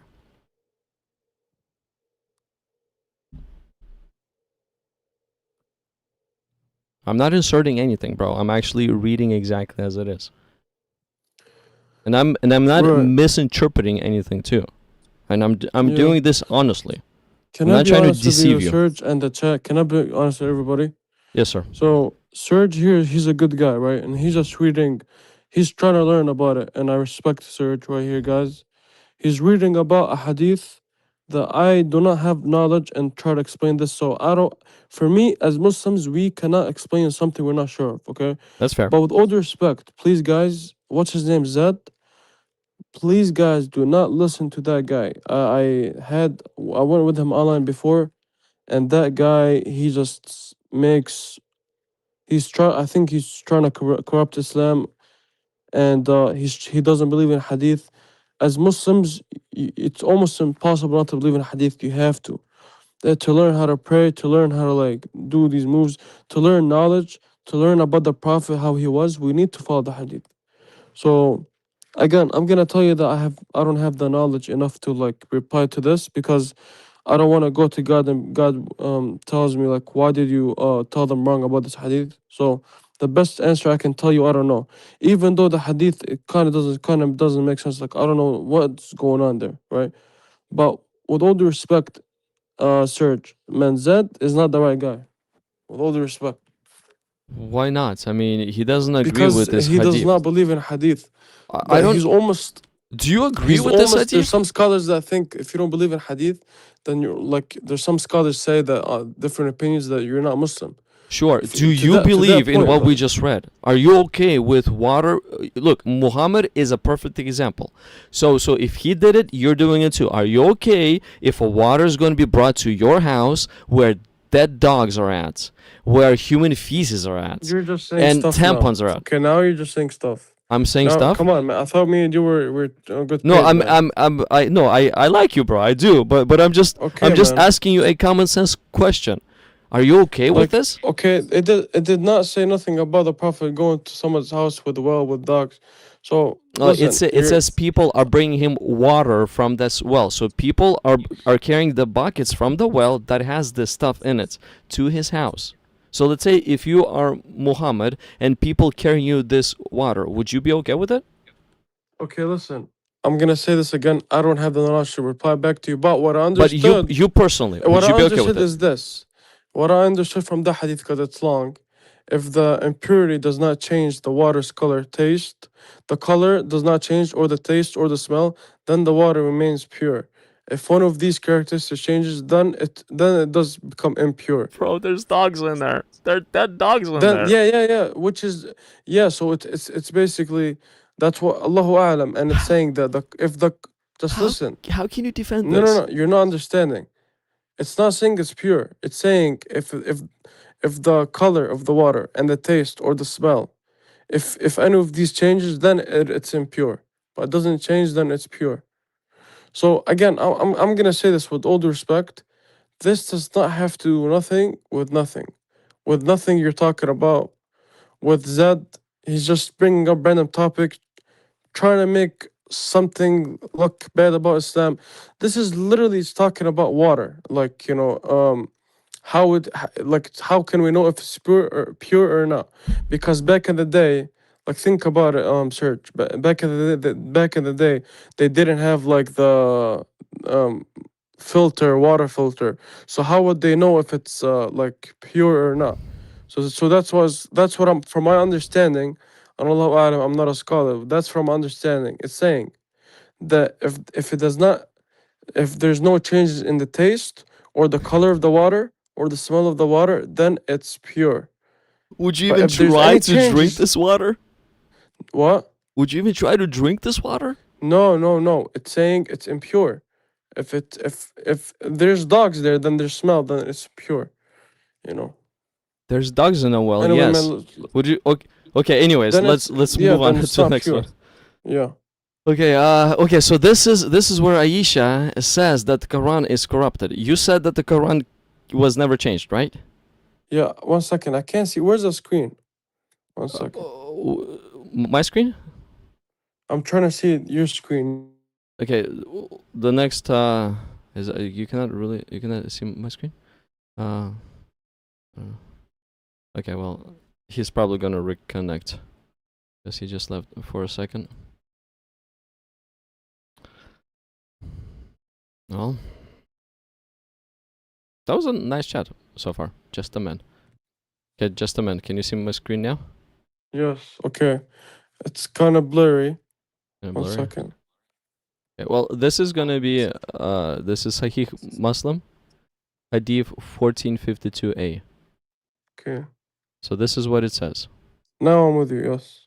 Okay, this is what it says. So Aisha, Allah be pleased with her, reported that it had been revealed in the Holy Quran that 10 clear sucklings make marriage unlawful. Then it was abrogated and substituted by 5 sucklings. Okay? This is the first point. There was a passage in the Quran, or there's supposed to be a passage in the Quran on how to make marriage unlawful. You do 5 sucklings, then the marriage becomes unlawful. Okay, and Allah's apostle died, and it was before that time found in the Holy Quran and recited by the Muslims. So before Muhammad died, this suckling law was in the Quran, and Muslims were reciting it. Can we find this 5 suckling makes marriage unlawful law right now today in the Quran, or has it been changed? So what is this, man? This is Hadith. Where does it say the Quran changed? Okay, well, look again. So before Muhammad dies, so there, let's start here. Then it was abrogated and substituted by 5 sucklings. And Allah's apostle died. Okay? And it was before that time found in the Holy Quran and recited by the Muslims. So before Muhammad died, this rule, how to make marriage unlawful, was in the Quran, and Muslims were reciting it. Now, can we find this rule in today's day Quran? Find what? This rule, where 5 sucklings, 5 breastfeeding of adult men makes a marriage with that adult man unlawful. Can we find this rule in today's Quran? I'm gonna be honest, man. If you can go a little bit up, and I'm gonna read it myself because Yeah. Okay, I didn't read. Understand what you were saying. Let me just put it. Okay. Here, this is the beginning.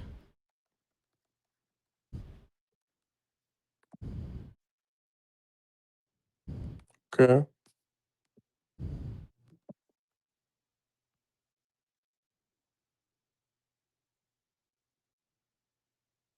Let me just scroll it down all the way right here.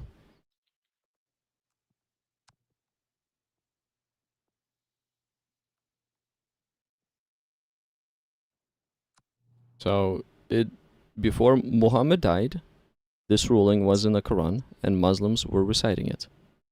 That 5 breastfeedings of adult male makes a marriage with that adult male unlawful. Is this ruling still in today's Quran or it has been removed?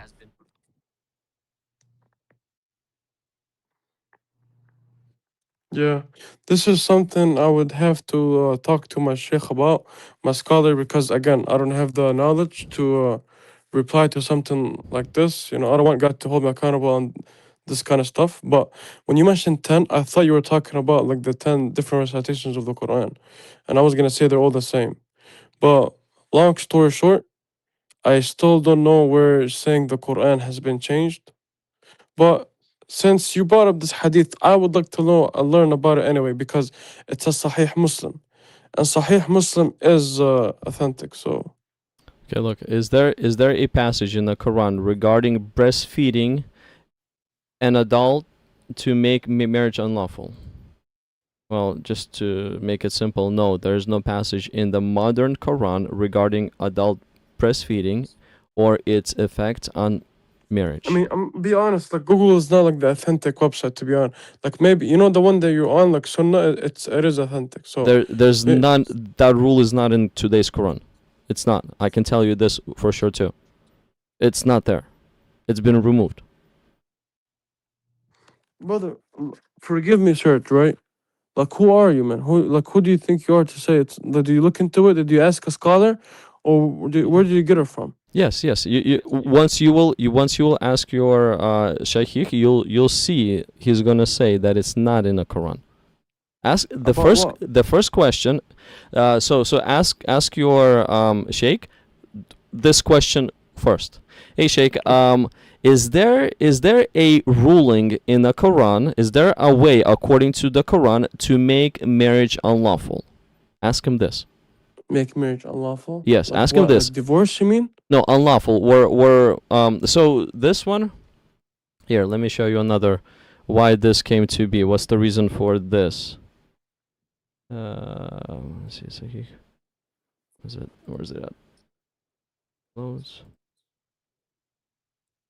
Okay, let me just read you this one. So 1452-53a. So next one. Let's see what the next hadith says. 52b. Let's see what this one says. Okay, then was revealed in the Holy Quran 10 clear sucklings and then 5 clear sucklings. So this is pretty much a summary of the last one. I want to go to 53a. So 53a. Okay, so the messenger of Allah, I see on the face. So this is Aisha, be pleased with her, reported that Sahla bin Sasahil came to Allah's apostle, may peace be upon him, and said. So a wife of a husband comes to Muhammad and says, so messenger of Allah, I see on the face of Abu Hudayfa signs of disgust on entering of Salim, who is an ally, into our house. And this Hudayfa is her husband.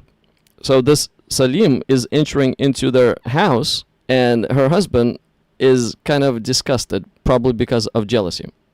Well, it is because of jealousy, because of what's going to happen next. So, entering into her house. Whereupon Allah's apostle said, suckle him. She said, how can I suckle him as he is a grown-up man? Allah's messenger smiled and said, I already know that he is a young man. Ammar has made this addition. In another hadith, it says that she suckled him. And after she suckled him, she came back to Muhammad and said that it worked. So she actually suckled So see, in order to make marriage unlawful, so a dude is coming to her house, her husband becomes jealous. In order for the jealousy to stop within her husband, she needs to suckle that man that comes to her house 5 times, and after suckling, breastfeeding him 5 times, Bro, what is this, brother? they can no longer get married. Brother, what is this? Okay, listen. Like, Are you I not think aware that of any me of and you, this? like, we need to. Okay, listen. Some of my friends are shuyukh. I need to get them on here, man, because they can talk better than me. Maybe I can get them on this, like, on this call later. So it's good to. How about this? You can save these old hadiths, and I'll do not bring Zed. Like, with all due respect, Serge, Zed is not the right guy. Okay, but you can save all these hadiths, and then you can bring like 20. And as you can say, my name is just a man. Like, I'm nothing. I don't have no knowledge. And we bring all these hadiths to them. Uh-huh. When can you go online? Like later, So tomorrow or I'm gonna be so every Friday around this time I do Islamic topic. okay? Then like you start like 2 hours before now or like I three hours. usually start at 7 p.m. Pacific Standard Time. So if you're in I'm Chicago, central. you're Central. Yes. So it'd be 9 p.m. your time. Okay, that's perfect. Oh man, let's talk. The next week. Let's get on it. I will bring my homies and stuff. Yes, I would. Because Yes, I these would like to because hear listen, what they I'm not say. gonna talk from my brain, like because I don't want God to like hold me accountable and stuff like this. For me, I need to learn knowledge, then I can come and talk to you about it. I'm not gonna say stuff from my own mind, even though I think I know this. I think I know what's going on there, but I fear that I say anything wrong because I don't want to teach the wrong thing. Then people, because this is how like corruption starts. So I think we can move on. But I respect the fact that you have different hadiths and you want to learn. Shout out to you. I think that you're better than Serge. I mean, forgive me. I think that you're Serge. You're better than what's his name, Zed. Because Zed, man, he does not know what he's talking about. Now, Mm. can we please now move to your part because now you're the master. This is your channel. Can you tell me about Jesus, like how you Yes, guys of believe course. in him and stuff? Yeah. Of course, I mean, I told you that after going over that hadith, we can talk about it. So, Right. what do you want to know more about him? So Is there any I don't specific know. questions? Okay, yeah. Like, did he say in the Bible? Did he say like worship me? Did he tell like a man in the Bible? Did he say, pray to me? Pray like did he say that? Because it wouldn't make sense. Like, come on, like Okay, let me. he. What I know that there's a verse in the Bible where he says, "No, I'm not good. Only God is good." You know. And please try to bring authentic verses, cause come on. Yeah, I'm bringing the Bible up. Let me just bring the Bible up here real quick. Okay, so let me just zoom in so that'll be easier to see. Which And Bible do you have? and Cause you and you know. and you can follow through with me. Okay, so the Yeah, yeah. translation that I usually use is NKJV, New King James Version. That's the translation I usually use. All the I got translations a are question. I the heard this same, like no but disrespect. yeah. Before we start with King James, like no, my intention is not to disrespect. I'm serious, But I just want to ask, who's that King James? Like, no offense, like I'm not trying to again, I'm not trying to disrespect, but what I heard is that he was like homosexual. I don't know if that's true. Okay. Let me change the version to something else if that's gonna be easier. So let's do the Christian Standard Bible. Is that okay? Christian standard, okay. Okay. Okay, so what do you think? And I can pull up to you also a Greek interlinear so that you would say that it's been translated directly from Greek, and the meaning hasn't been changed. So if you want to go that route too. Um, okay, so John, the Gospel of John, chapter 20. Let me see, it's somewhere verse 17, 18. Oh, this is big. Okay. Can you please go to Mark 10:18 Yeah, let me read to you this in first. in the Christian standard? That Let me just ask you. Let me just answer your question. The question that you asked me. Let me just answer this question, then I'll move on to Mark. Okay, right here. Okay, so you can starting from verse 24. But Thomas, called twin, one of the 12, was not with them when Jesus came. So the other disciples were telling him, "We've seen the Lord." But he said to them, "If I don't see the mark of the nails in his hands, and put my finger into the mark of the nails, and put my hand into his side, I will never believe." Believe what? That Jesus has risen from the dead. A week later, his disciples were indoors again, and Thomas was with them. Even though the doors were locked, Jesus came and stood among them and said, "Peace be to you." Then he said to Thomas, "Put your finger here and look at my hands. Reach out your hand and put it into my side. Don't be faithless, but believe." Thomas responded to him, "My Lord, my God." And Jesus said, "Oh, Thomas, shut up. Don't do this. Don't do this. You do not know what you're talking about." No, he didn't say this. Look what he said. "Because you have seen me, you have believed." Believed what? Well, the thing that he said, "My Lord, my God." So Thomas believed that Jesus is God after he has seen Jesus risen from the dead, standing before him. Blessed are those who have not seen and yet believe. So this is the passage that answers your question, that whenever people, his disciples, would call him God, he actually confirmed their belief. He did not deny, he did not reject, he confirmed it. yeah. I mean, I love Jesus too, so it's, I hope this is true from Jesus, the prophet that we believe, you know. But his real name, what's his real name? Yeah, Yeshua. Just, yeah.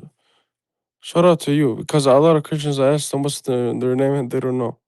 But I can see the screen like Jesus is the Messiah. And his name in Arabic, it's Isa.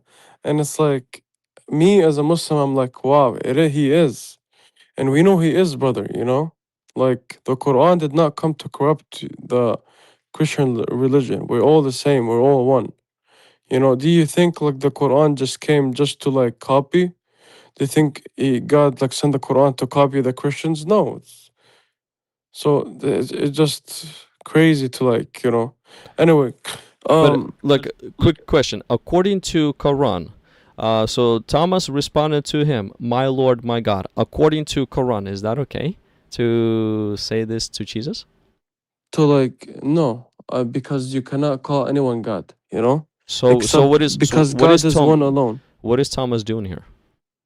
Is he committing This is shirk? the Bible, homies. I know, but is he committing shirk?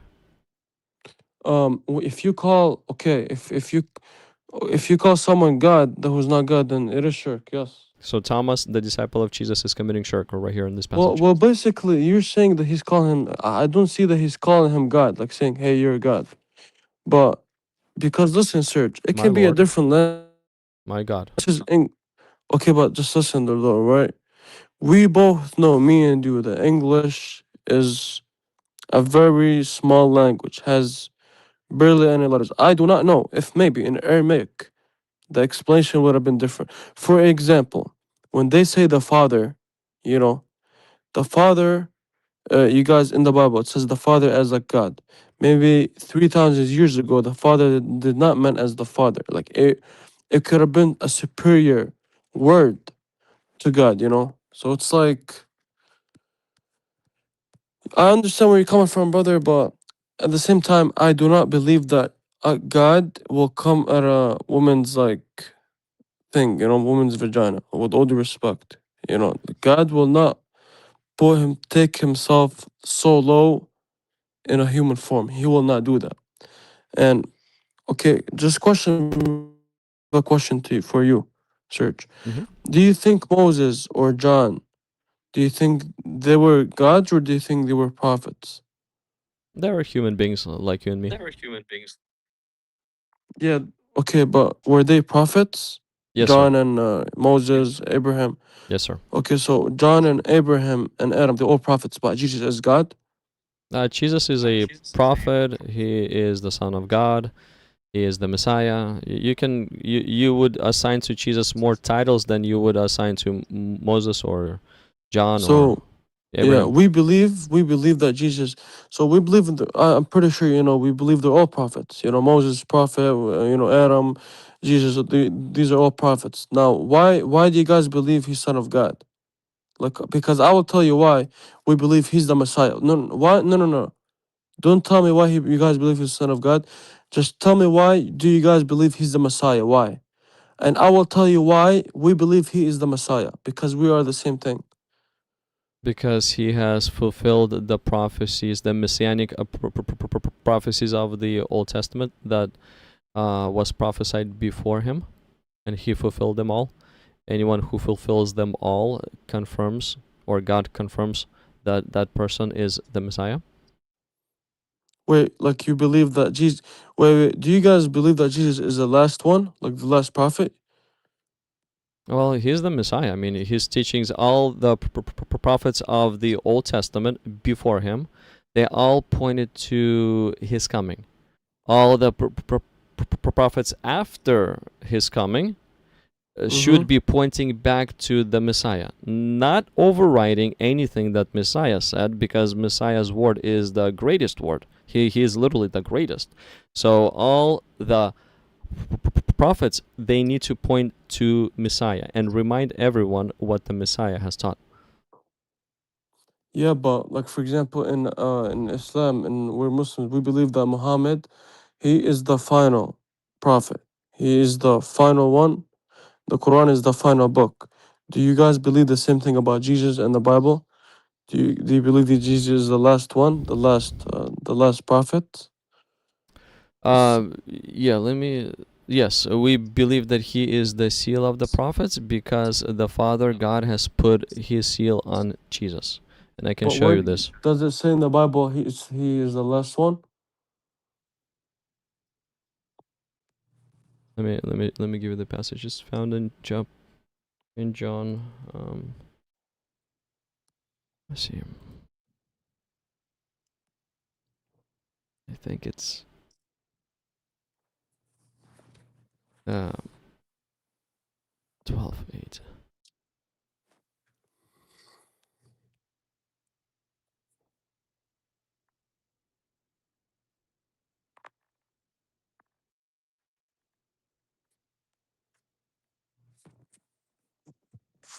Let me do a quick search because it's not coming to my mind right now.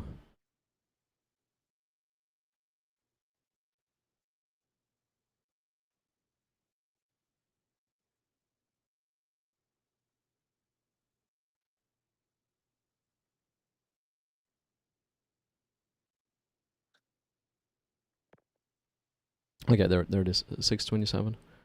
6:27. So this is what Jesus said. Let's start from 26. So Jesus answered, "Truly I tell you, you are looking for me, not because you saw the signs, but because you ate the loaves and were filled." So 27 right here.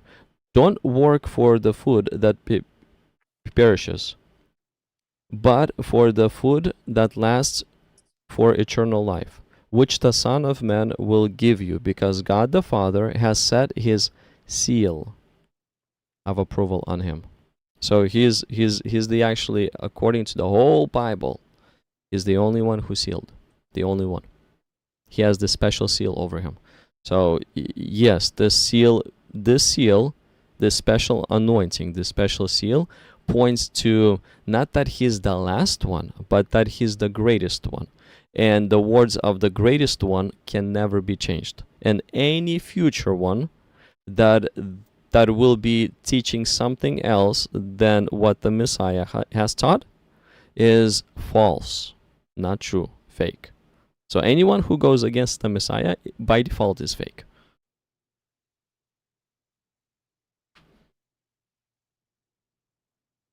So he's not the last, but he's the greatest. He's greater than Moses, he's greater than Elijah, he's greater than just anyone. Okay. Serge, look at the same sentence in 28. It says, "What can we do to perform the works of God?" They said, Jesus replied, "This is the work of God, that you believe in the ones he has sent." Yeah, in the Which one he is, has sent. and he sent God's. Who is he? He is God, right? Talking about he has sent, which is him, Jesus. Hmm. Yeah, God So sent him. God sent Jesus. Yeah, God the Father. God, So God, God is more so of a. how can so like that's fine. It's okay. So you think like God sent God? Uh, so look, God is an essence. It's more of a. It's an existence. That's God. Like me, my essence is human. God the Father, his essence is God. And then God the Father is sending God the Son. The Father is a person. The Son is a person also within that one essence. So person of the Father, that is God, that has essence of God, is sending a person of the Son who has exactly the same essence as the Father because he came forth from the Father. I did not come forth from the Father. You didn't too. But Jesus is actually the only one that came forth from the Father.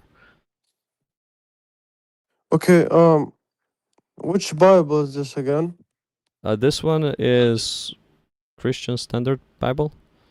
And if you were to Okay, look into pretty much any, you're gonna see exactly the same thing. Look, I'll show you. okay, that's fine. We can we stay in this Christian standard? Can you go to Mark 10:18? So Sure. Mark 10, then 18.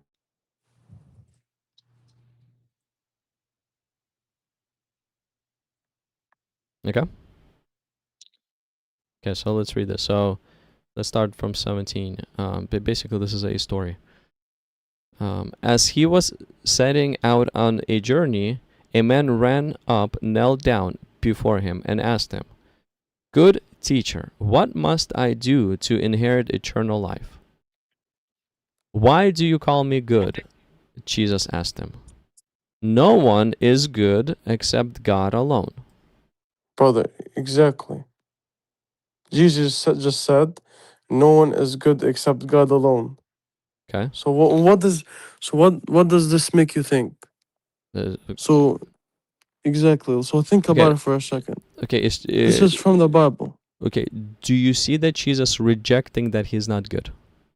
Where do you see the rejection? Where do you see that Jesus says, "No, don't call me good"? He literally just said, "No one is good except God alone." Yes, that's a statement.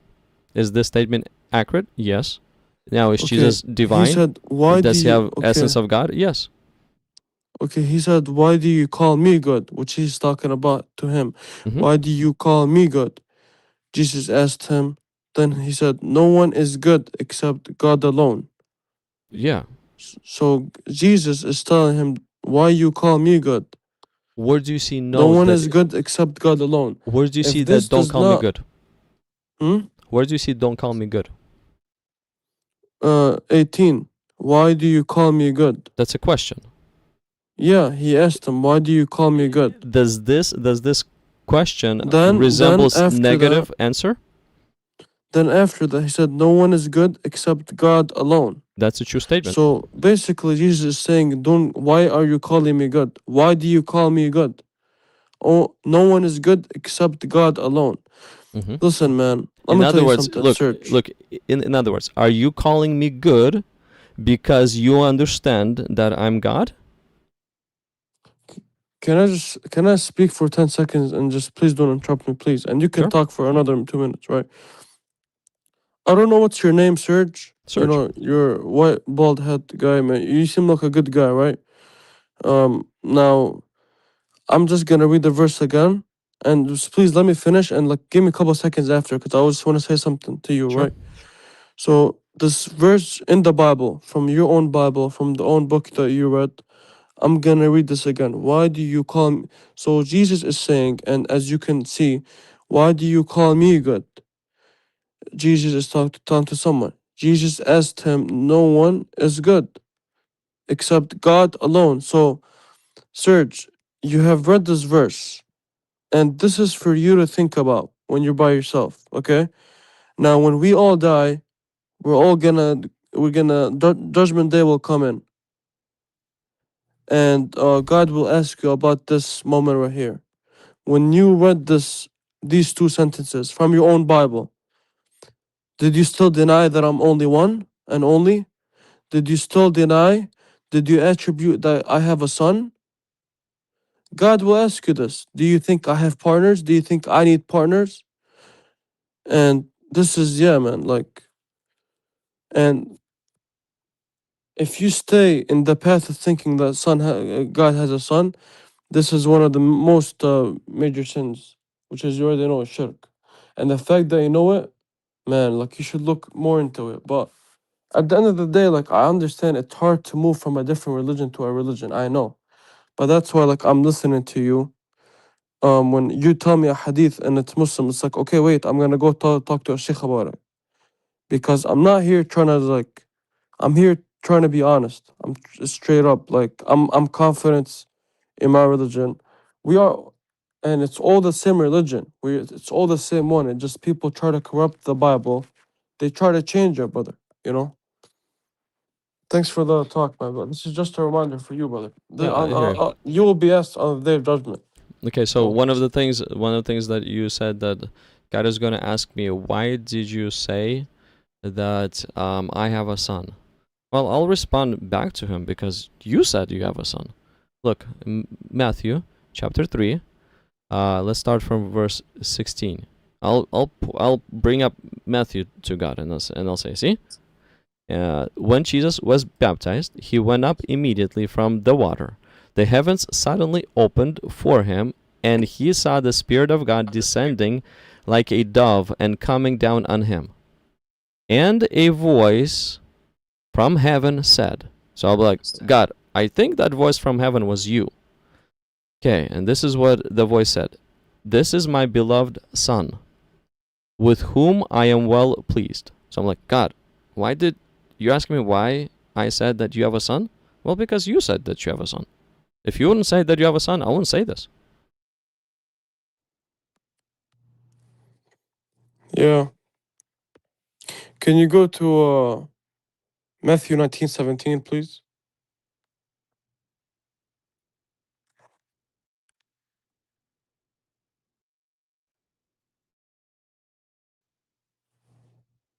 Okay, this is the same thing. Then when someone came to him and asked him, Teacher, what must I do to have eternal life? Oh, it's not the same thing. It's a different story. Okay, so why do you ask me about what is good? He said to him, There is only one who is good. If you want to enter into life, keep the commandments. Which ones? He asked them. Jesus answered, Do not murder, do not commit adultery, do not steal, do not bear false witness, honor your father and mother, and love your neighbor as yourself. I have kept all these, the young man told him. What do I still lack? So if you were to break down the commandments that Jesus has told them, Jesus told them, so there's 10 commandments in total, according to Exodus chapter 20.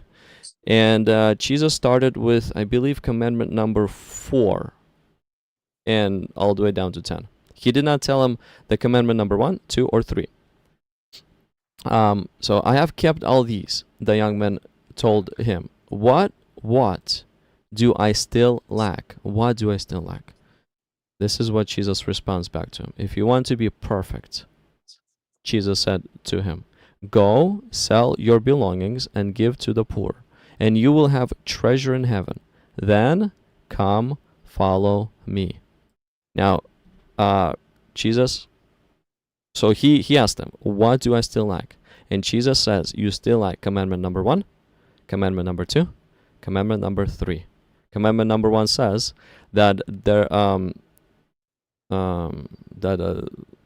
There's no God besides. There's one God, and there's no God besides Him.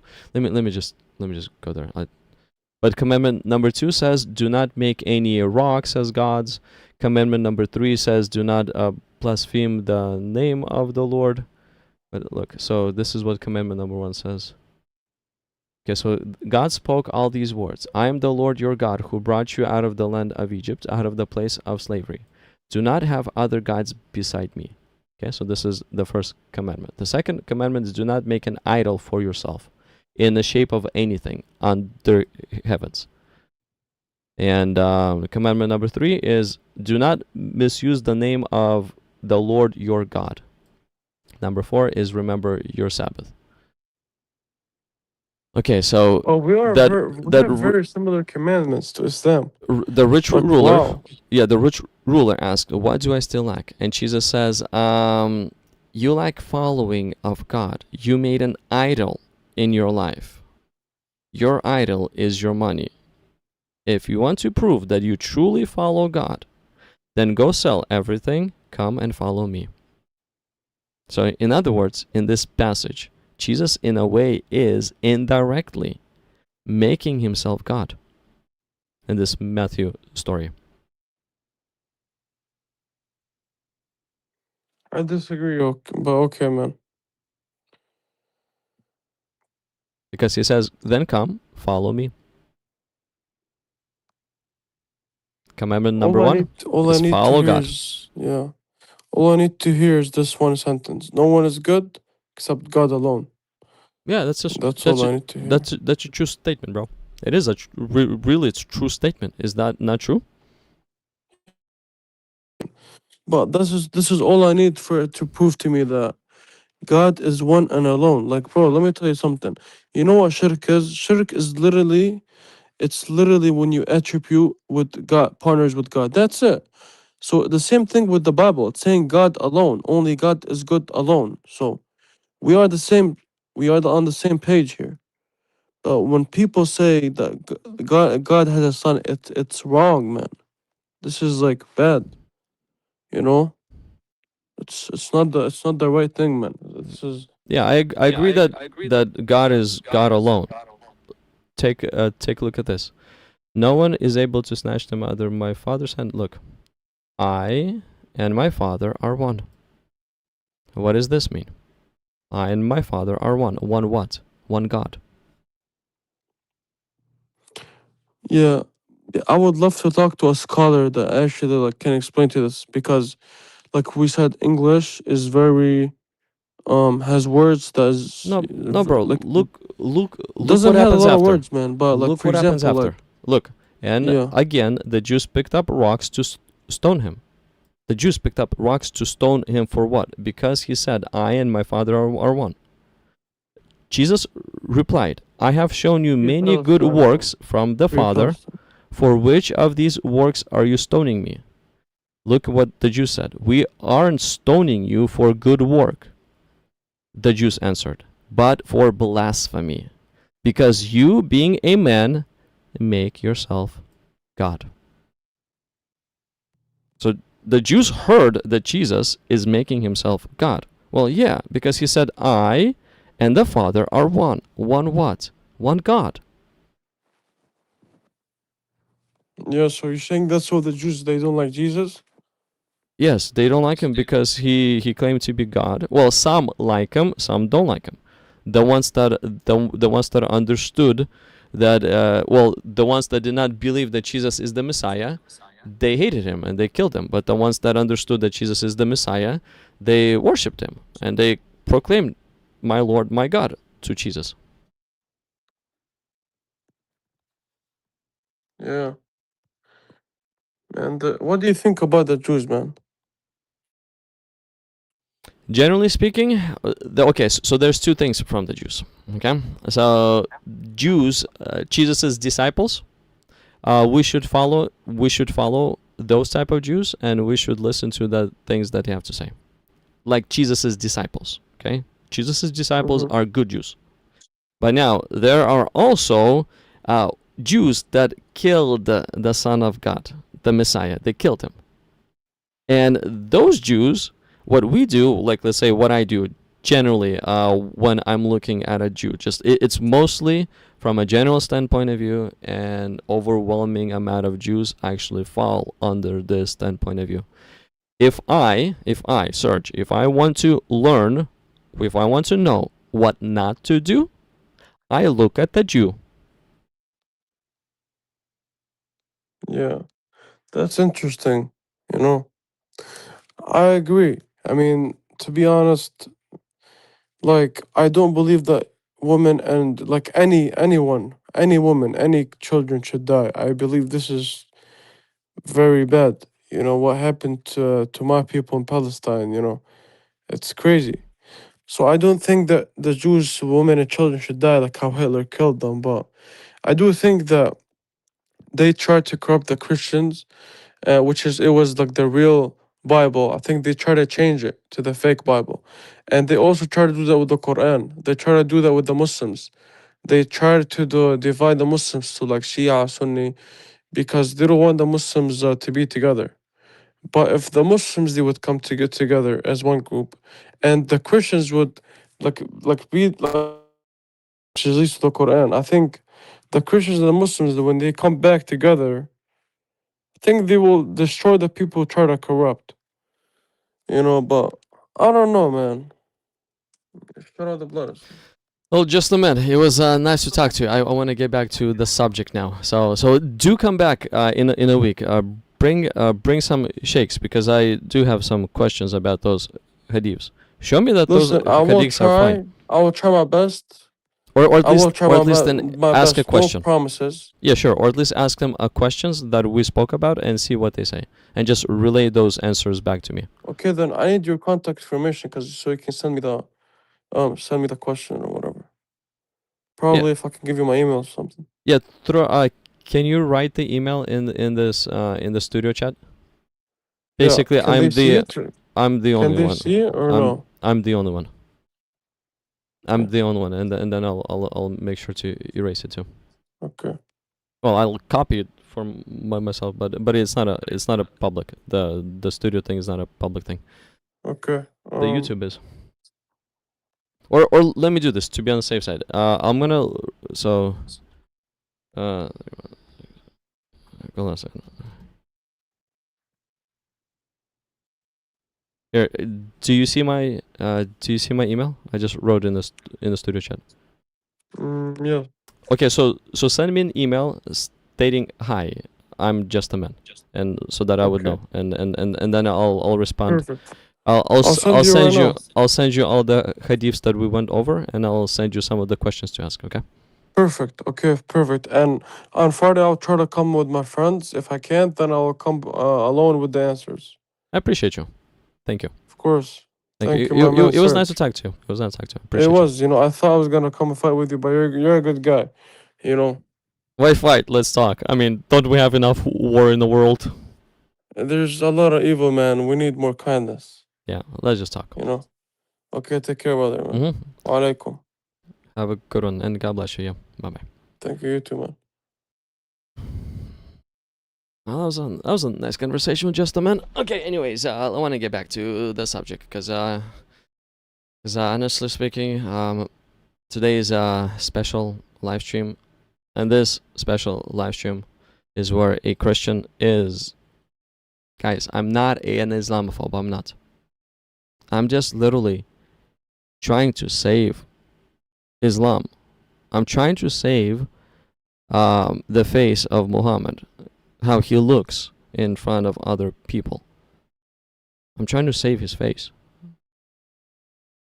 Like, Aisha is trashing Muhammad. She's trashing him.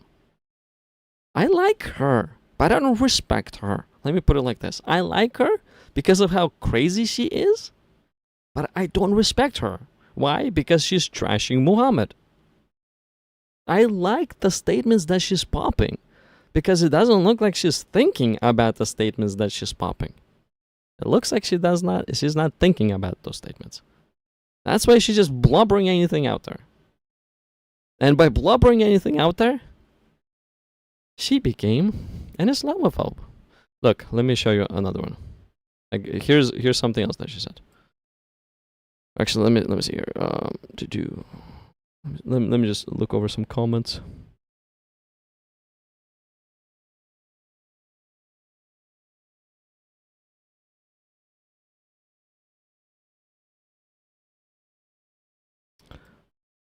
Oh, bro, it's nice to see you back. Andrew, it's nice to see you back. It's really nice to see you back. Thank you for popping in and saying hi.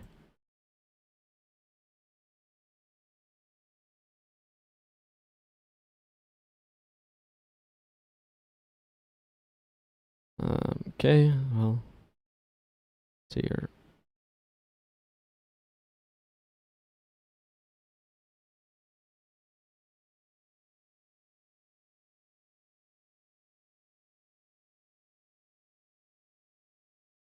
Let's see here. Oh. Okay, let's go to another hadith. Okay, so another thing that Aisha said. This is gonna be. This is narrated all over the place. This is narrated all over the place. And dear people, please hear me out. Aisha is the only one who said this. The only one. You cannot find this. As much as I know, as much as I've seen, as much as I've searched, you cannot find this statement or what we're about to read anywhere else except from the very mouth of Aisha. Again, Aisha, I like her as a character. I like her because she's just blonde, if you know what I mean. She's literally blonde. She is not thinking what she's saying. And because she's that just weirdly blonde, let's see how she is portraying Muhammad.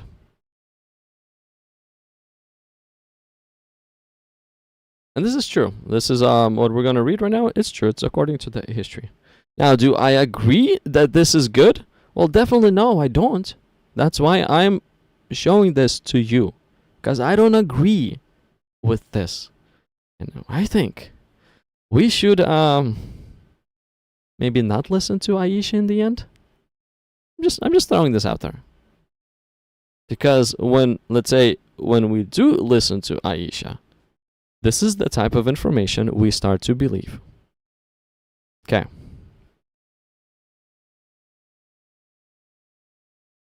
The marrying of a daughter by her father to a ruler.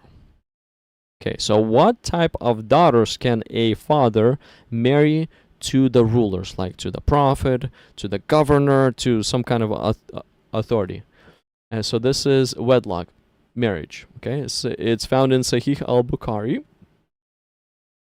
Let's see here. Hey, Justin, man, you're back. How you doing? Good, man. Can you hear me? Yes, of course. I was just hearing you, man. Listen, can I have one request? Like, brother to brother, I have a request. So, I forgot to mention, man, just with all due respect, man, like, do not, like, please, as when I talked about Jesus, I didn't mention anything about him, obviously, because we love him and we love Mary. So, please don't talk about Aisha in a good way, because I'm saying please because I'm respecting you, You just said please don't talk about Aisha in a good way. in a bad way. Oh, Like, in a do bad not, way. yeah, like don't like try to like make fun of her, because she's like our mother, she's his wife, and she's our teacher and we learn from her. So you can maybe say I disagree with the sayings that she's doing or like writing, or you disagree with her writings, but like I don't know if I can speak to you nicely and be okay with the fact that you say the I don't like her, and or you can say like she's you can lie about her and say that she's Islamophobia and she's not Muslim, or so please, brother, just keep it like let's keep each other together. Like we said, we want kindness. Like, come on, man. Just please do not disrespect like my prophet, and do not disrespect our mothers, you know? Okay, And that's let all. me let me ask a question. So let's say if Mary Magdalene would be saying some of the phrases that will make Jesus look bad, would you agree with Mary Magdalene? Would you agree with her? Would you say that she should be listened to, she should be respected, or maybe you would say no, she's actually trashing Jesus, and because of this, Okay. she should not be respected at all. You know how I brought you, I told you, like, see these verses from the Bible? When you seen like two verses, and I only gave you two verses, I can get you, next time I can get you more Bible verses. Did I say anything about Jesus? Did I say anything about his companions? Did I say anything about Mary? Did I say anything bad? Like did I curse? No. So no, I just said I disagree with this, brother. You can say I disagree, but like calling her names, you're just gonna make enemies, brother. Like, come on, man. Like, Well, I, I I'm said I'm that she's talking with blonde. you She's not thinking cool. what she's talking about. I'm talking with you nicely because like I know your intentions. I do like I for me الأعمال بالنيات, or I mean not that is like astaghfirullah. Like for me it's like I need to like حسن الظن, which is like I need to think better of people. Like I need to think their intentions are better. So like you seem like a good guy. So I'm just telling you, like, you know, I know you have good intentions. That's what I think of you as this way. So it's like I'm just saying, like, if you're gonna have Muslims on that live, like if you actually like want to debate on like and try to find the truth, just please do not throw hate. Like you're literally saying, "Oh, I didn't." She has some. Like you're just throwing lies. You're just saying she has Islamophobia. She doesn't like the Prophet, or she's this, or don't say it's nothing about her, man, because Okay, let's. that's that's You want to terrible. go over the That's next terrible. hadith? You want to go over the next hadith? No, no, no. I'm just requesting. Do not say nothing about her. That's it, I all I said is she's blonde because she's not thinking what she's talking about. She doesn't have common sense because of the things that she said. brother. You are I not. You're not bro, thinking nothing. I'm actually defending Muhammad. I'm not saying anything bad about Muhammad. I'm defending him. I'm Listen, telling man. I'm telling You don't everybody know what you're talking not about, man. not to listen to the hadiths that Let me are tell you something. trashing Let me tell you Muhammad. something. Serge, listen. Aisha was one of the smartest women in history. Okay, you're nothing, man. You don't know. Like, you're trying to figure out. Me and you are just a man. Okay, we are trying to figure out. We're trying to learn from them. Like, we should both shut up. You know what I mean? Like, I don't even like even King James. I gave you respect. I told you I'm not sure, brother. I think he's homosexual. And I told you 3 times. I'm not trying to disrespect him. He, even though he is not even a prophet, or he is not even like close to Jesus. He's a freaking random freaking king, and he's sexual gay man, right? But I didn't disrespect him. So all I'm asking you is shut your mouth when you talk about her in a bad way, man. That's all I'm asking about. That's it, man. Like, come on, man. Like, Okay, I'll try to be nicer to Aisha. I'll try to be nicer. I'll still show what she is saying and how maybe no, we you can should say not what she's listen to saying, her. and you can say I disagree, but please, Like, look, like, yeah, narrated Naisha, Sahih Bukhari okay, yeah. 51 to 34, that the Prophet married her when she was 6 years old, and consummated his marriage when she was 9 years old. What is Okay, I Aisha like you, making man. You brought Muhammad? this up. I like you. What Okay, is Aisha making Muhammad out to be? so Somebody well so let me respected and say this, good, or Holmes. somebody actually like trash? What is she making him out to be here? Okay, okay. In Islam, what I know, I'm gonna tell you what I know. Okay, listen, Holmes. So there are different opinions. She married the Prophet Muhammad when she was 9, or this or that. Long story short, in Islam, the woman can marry if she when she hits puberty. She can. So there's like a start. There's like a limit. You know, not anyone can get married. Now, if I ask you the same question about your book and your religion and your Bible, when can a woman marry? And let me give you the answer. It does not say. So it's rather than it's any time they can get married. They can get married within maybe 2 months. But but our religion, when the book came down, it says only when they are ready, like maturity. Like I'm talking about like when they hit puberty. So at least we have a limit. We have a, when they can, you know. Plus, 200 years ago here in America, 100 years ago, you can get married at 13 or something. You can search it up. In the United States, you can get married like at 13 or I forgot the number, 12 exactly. A woman can get married like 12 or 13. So this is all contradiction or whatever you want to call. You think so? Look, the marrying of matrons. Do you know what matron is? Okay, you wanna bring up the stuff? I got you, man. I'm gonna backfire, and I'm gonna bring up about the Christians. I got you. It's totally okay. We can have a dialogue criticizing religion. The religion that actually stands through criticism is the true one. The one that cannot stand is a false one. Like I'm actually bringing up Sunnah, authentic stuff, and yes, I'm asking questions. Maybe those questions are not the questions that you want to hear because of the way Muhammad is portrayed in these hadiths. But I agree with you that we need to, well, I'm saying that we need to get rid of this hadith so that Muhammad will look good in Brother, people's eyes. bro, who? The thing is this, right? Who are you to get rid of them? You're I'm not even nobody. Muslim.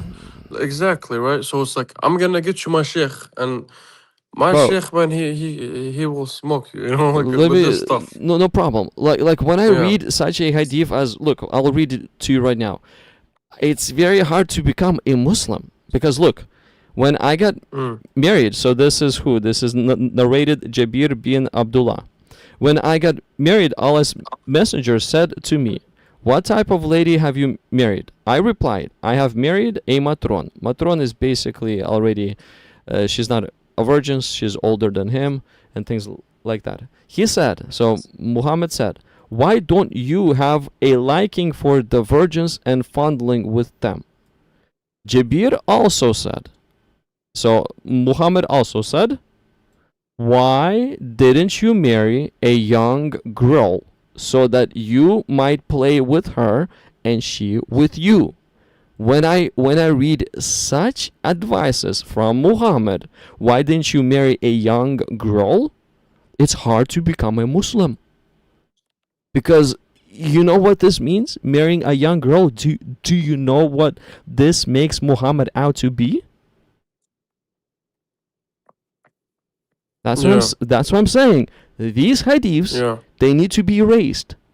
Whether you do not Okay. agree Hey. or do not agree, but they need to be erased. Okay. If they're not erased, then Muhammad is a, Sir. you know the word that I'm about to say. Okay, okay. Thank you for trying to respect. Now let me also give you some respects, right?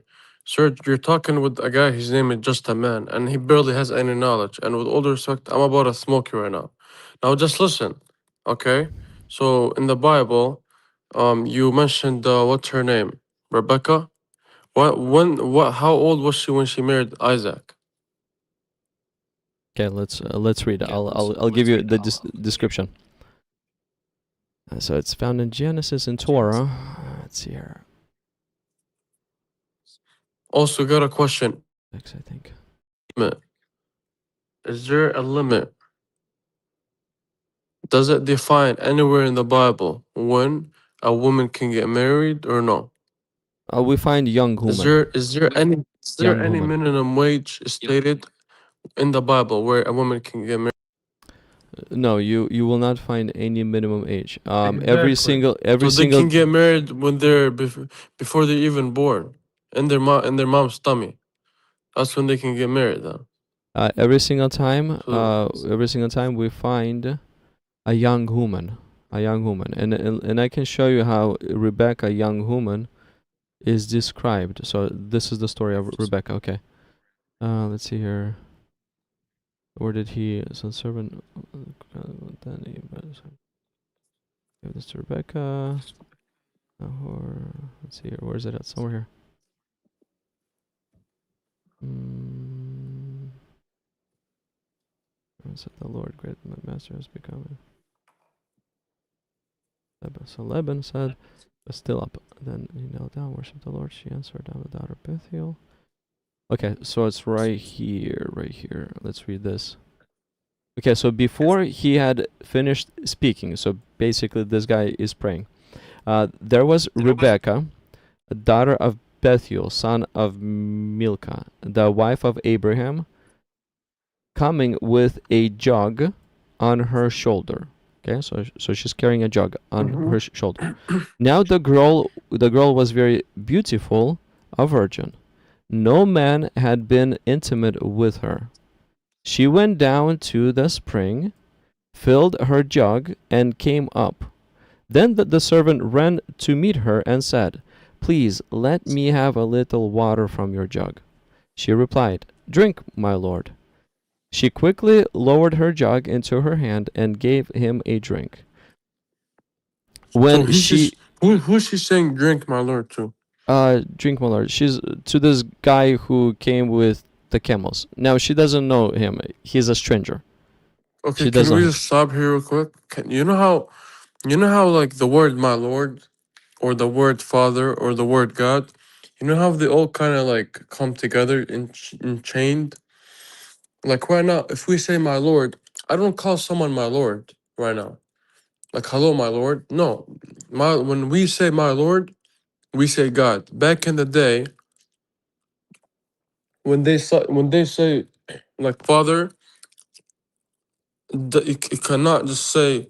It doesn't like have to exactly say God or mean. You know when should I agree? Well, yeah. In this case, my lord is just a sign of respect. Like Sarah, Abraham's wife, she called Abraham my lord as well. This is just a sign of very deep respect. People would call a king my lord as well. So my lord doesn't necessarily mean it's referring to God. But same thing with exactly. So when Jesus said the Father, he meant to. That was a sign of respect. That was a name of like him trying to respect, not call him the Father, We Dad. we have to look at the context. We always have to look at the context. So from this context, we understand that she's calling this stranger as a sign of respect. So now, if let's say if she would pray to God and say, "My Lord," do you see how my Lord is changing already because the context has changed? So Mm. this is the same thing with the Father. If Jesus is saying that he is the Father and I'm his son, well, it's not just from a respectful standpoint of view, it's from a literal standpoint of view, because if he's using such terms as father and son, then maybe that's how it is, or actually it is how it is. Well, But anyways, people in look, the let's Bible they continue. thought he's God. So Jesus was like, Let's "No, continue with I'm this. not good. Only God is good alone." Okay, so Literally. let's continue here. So she I quickly don't know how you guys lowered can't her take it out of jug. this version. She lowered her jug to her Yeah. hand and gave him a drink. When she finished giving him a drink, she said, I'll also draw water for your camels until they have had enough to drink. She quickly emptied her jug into the trough and hurried to the well again to draw water. She drew water for all his camels. He had 10. If you read the beginning of the story, he had 10 camels with him. Mm-hmm. While men silently watched her to see whether or not the Lord had made his journey a success. So as you can see, that Rebecca uh, pulled enough water from the well in order to, for 10 camels to have enough drink. Can a 3-year-old or even a 6-year-old or even a 9-year-old do such a thing? I mean, a 6-year-old, yeah. Okay, so let's say if it's going to be 3 jugs per camel, you're saying that 60-year-old is able to pull 30 jugs of water out of the well for the camel? I don't think so, bro. I mean, I'm gonna be honest. Like, I'm a teacher. I work with kids that are like 6 or 7 years old, and they have a lot of energy. I'm not I'm not trying to be like okay. I'm not trying to be like this, but Your point is okay, man. It's not But energy, it's strength. It's strength. you don't have no point, brother. Okay. Okay, how heavy is 5 gallons of water? Bucket with 5 gallons of water, and 5 gallons is not a big bucket to start with. Do you know? She picked it up at the same time. She drew it out of the well. So she drew let's say 5 gallon bucket out of the well. She carried it to the camels, and she emptied it into a trout. Then she goes back to the well, lowers the 5 gallon bucket down, and then pulls it out. So look, how heavy is 5 gallons of water? 5 gallons of water weighs around 41 pounds. 41 pounds. You think a 6-year-old can pick up 41 pounds? No. I don't think so too. It's not energy we're talking about. We're talking about actual physical strength that a 6 or a 9-year-old simply does not have to complete this task that Rebecca has done. So that's why she cannot be 6, she cannot be 3, it's impossible. She cannot be 9. She has to be somewhere maybe 16, 17, 18, maybe 15, somewhere where her strength is somewhat there. Like, look, Yeah. how many gallons of water does one camel drink? Bro, a camel can drink 30 to 53 gallons of water. Yeah. She needs to pull around 250 pounds of water for each camel. Okay, but 1 second though. Like when you keep searching like this, this is where I don't like when we make stuff up, you know. But I understand what you're trying to say though, like about like the 5 gallon. Yeah, you are right. I don't think she's 3, okay, and I don't think she's 6, okay. And to be honest, like I think back in the day, like you're talking about 3,000 years ago, and the Prophet Muhammad's days, 1,500 years ago. I mean, even maybe 300 years ago, people used to get married young. You know, when a girl hits puberty. Even in the United States, 200 years ago, 100 years ago, they used to get married when they turned 13, 14, 12, whatever, when they hit puberty. So this is all stupid. They try to like, I think the Jews themselves, they're trying to like they're trying to corrupt, you know, and they're trying to make stuff up with the Bible, so they make it wrong, and they also try to make some stuff the same thing they try to do with the Quran. Look, You know, hey, but bro, look. What if Jews are responsible for these Aisha hadiths? What if they're actually responsible because dude, because they know that it's going to make Muhammad look bad and people will not go to Islam? What if they're okay, actually responsible? yeah, with your knowledge, with your head, I understand where you're coming from, and I like you. You know, I like how the way how you think. But for example, like Sahih Bukhari, Bukhari is like a very famous scholar who studied Islam his whole life, and like these are very trusted scholars by when I say trusted, like extreme trusted. Like for you know how I told you church, like I can't give you an explanation because I'm not sure and I don't know. That's exactly how it is. We can't just explain something from our own minds. So the Jews, it's impossible. But just letting you know, there are thousands of hadiths we don't follow. Most of them we didn't even follow because they are just like how you said, they can be written by Jews, they're written by different people. But for example, like Hadith Sahih, Hadith Bukhari, they are trusted. And there's like others that I don't even know about, but they are trusted. So don't read any hadith and bring it up and be like, oh, no, it have to be Sahih or Bukhari. Like I feel like you need to learn about it. You know what I mean? I do, and I'm reading Sahih, But you're right. You and know, now I think the Jews they try when to I change the Bibles, and and I when think I read such information about Muhammad that I find in Sahih al-Bukhari, I'm questioning whether Muhammad was really a prophet because I mean, Aisha is calling him the P word. The advice that he's giving to Jabir is also representing him as a P word. man, go sleep, man. No, honestly speaking, do you really want to follow a P word dude? I don't. Bro, bro. Bro, do not say that, man. Okay. Don't say this, bro. Please, let me be relaxed. Okay, this is my prophet, man. Like, Yes, come yes, on. and Don't. Aisha I is don't making wanna. I don't Aisha wanna is use my making him look language. bad. Aisha is I don't making wanna him say look bad bad. language, but like, shut up, man. Do not say bad language about him, please. Okay. Aisha is making him out to be like that. There's no the only Brother, uh you don't know nothing, man. You see one hadith, two hadith, and you're like, Aisha, Aisha. You don't know nothing, Islam. Bro, listen. I've read enough.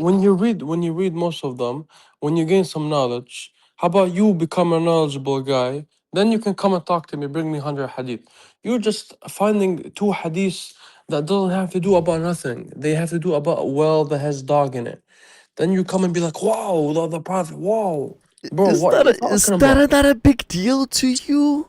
Drinking a water with dead No dogs, one said they're gonna drink water that tampons. has dogs. No one said that.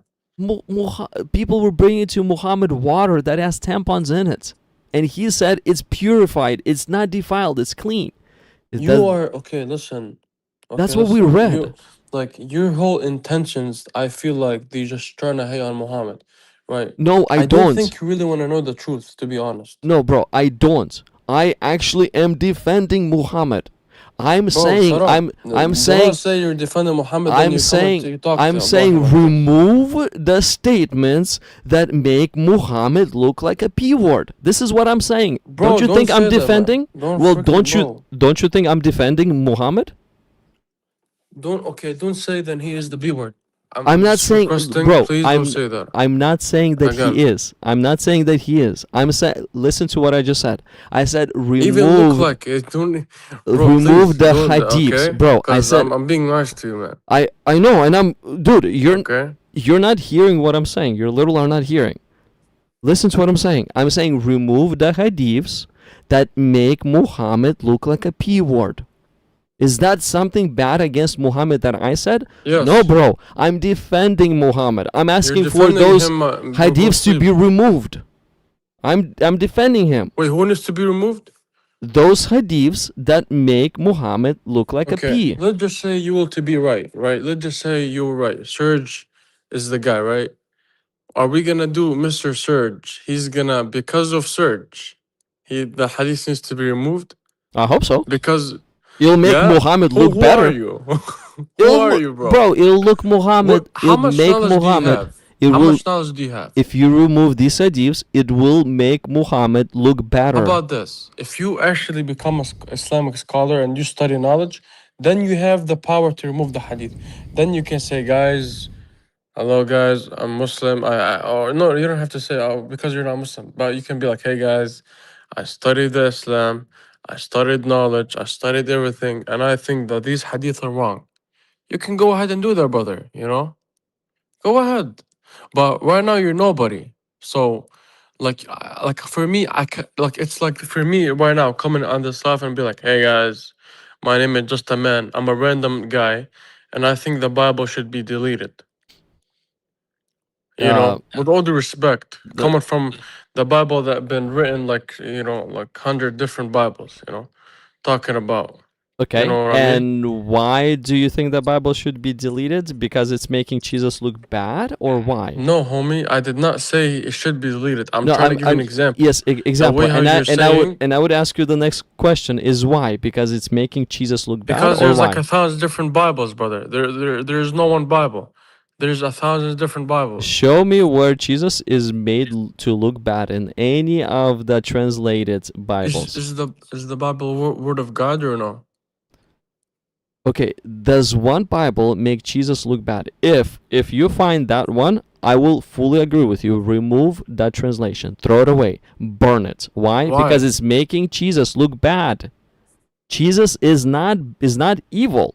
And if a text is making Did I Jesus say look Jesus is bad, evil? Come I'm on. no. I'm not saying that you did. I'm not saying Mm, this. yeah. I'm saying if you find a Bible that is trashing who Jesus is, I would ask you to burn it. I would Okay, ask I you got to a delete it. question. I would ask you to get rid of How it. did Jesus? Do you know how Jesus looked like? Does that matter? How, okay, did he have a beard, for example? He definitely did not look like me. He had hair. He Okay. probably had beard. Okay, then if then why shouldn't you be following the best man? Do you think he's the best man? Why shouldn't you be following him? You know, because He didn't say follow my beard, follow the beard style that I do, or follow the okay, you know hairstyle that how I do. He didn't okay say that. you do you watch sports? Rarely. I don't have Okay, time. like what kind? Soccer? Rarely, dude. I actually don't have time. I Shut up, LeBron. even FIFA. I probably watched only half an hour at the most. I just don't have time. Okay, I have watched nothing. Right. Okay, I don't have time either. Right now, here's the thing. Now, in these days, there's the World Cup going on. People wearing Ronaldo, they're wearing Messi, they're wearing this and that. They're wearing different teams. So, as a human being, that's how we us. That's how we are created. We are made to follow people. Follow. That's how we are. You know. This is just like this is not from religion. I'm just talking to you. You know. Some people wanna like boxing. They wanna be like Muhammad Ali. Like they wanna be like Mike Tyson. Some people they wanna be like Michael Jordan, basketball, so this and that. You should try to be like from the one that you love and you wanna the one that you wanna learn from. You're reading the Bible and you try to learn from Jesus. You should try to be like him. You know, with all the respect. You know, like trying to say that. Like you got knowledge and you wanna, brother, go sleep, man.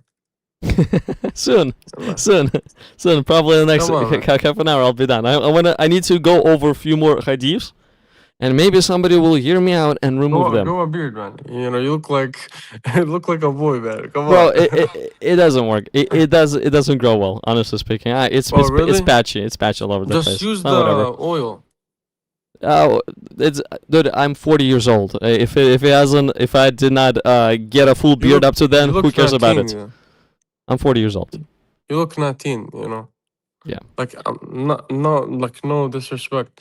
I think a beard would look good on your face. It would like it'll make definitely you make me look more 40, look like a man. You know. like 40 years old, right? That's okay. You I know. want to You look know. like a boy. I'm 40, and if this makes me look like a boy, awesome. I'm Yeah, but young, don't you want forever to look like young. Jesus? Uh, no, Jesus gave me my body, and He allowed me to make it look like however I wanted to look like. Okay, bro, you want to go back to that? Okay, listen, I got a question for you, Holmes. So, did he use the bathroom? Yes. Everyone who has a human body has to poop and pee. So, you're saying God used the bathroom?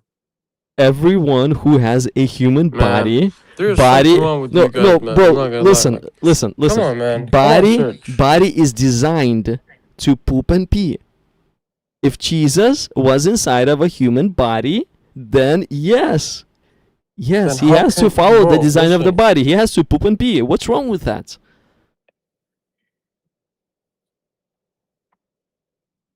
If Jesus was in a human body and the body requires sleep, you have to check Jesus slept. yourself, man. Like you might have a condition, bro. Listen, let me tell you something, right?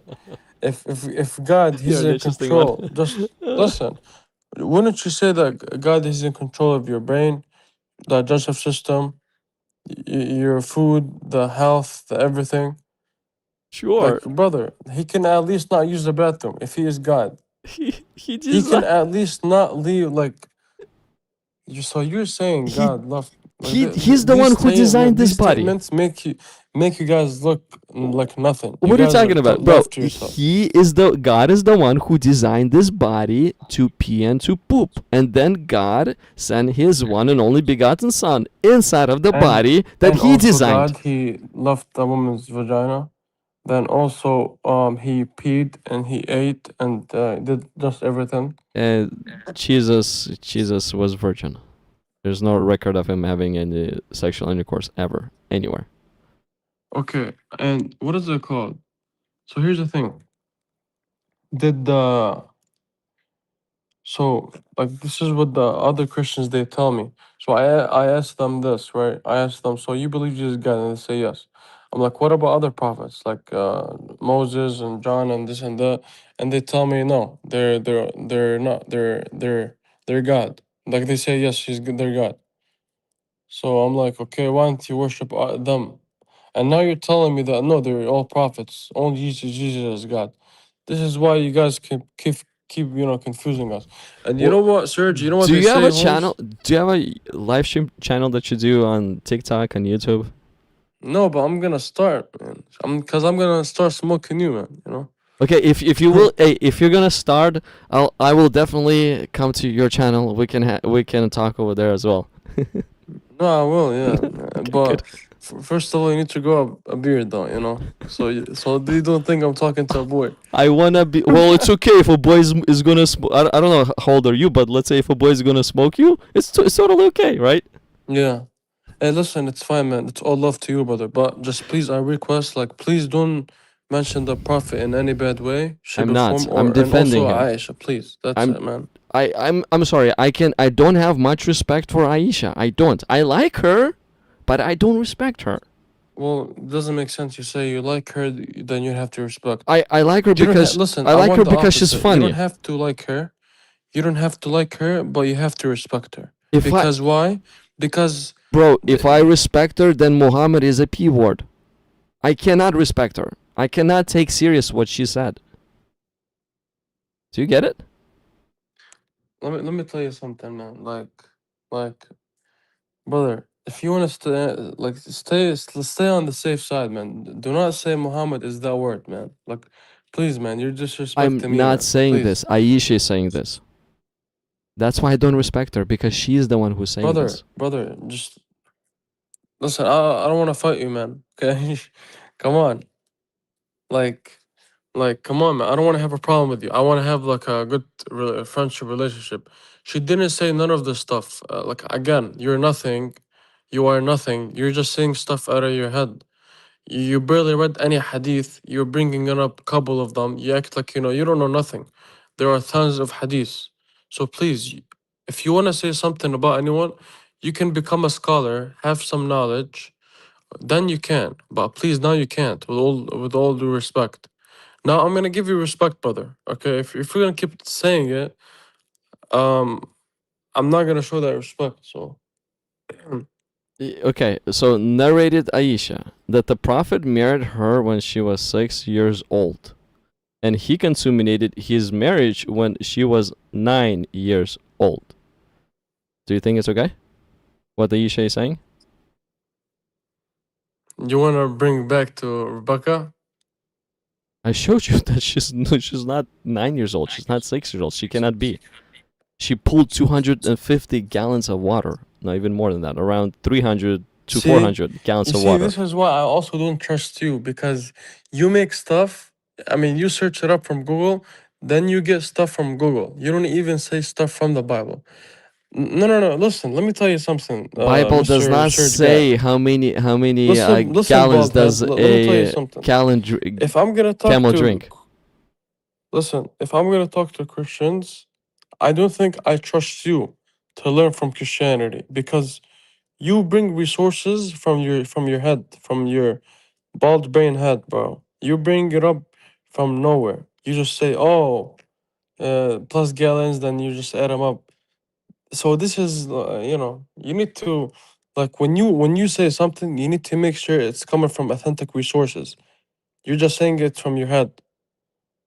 Um. Everything is from your head that you don't even have. Like, you know what I mean? Okay, so Like, go back to school, man. do you Something. think that this is a lie? Let's say maybe Like, somebody look, did he some searched it up. research. How many gallons of water does one camel drink? Like, bro, Yeah. this guy's searching it up, man. Come Yes, on, I man. do. How many gallons of water does one camel drink? So that I would get an idea. If Okay, Rebecca how was about six this? years old or Search up nine on years Google. old Is or there maybe an age more. limit? Is there an age minimum limit where a woman can marry in the Bible? Search it up. How about that? Sure. Okay, what do you want me to type?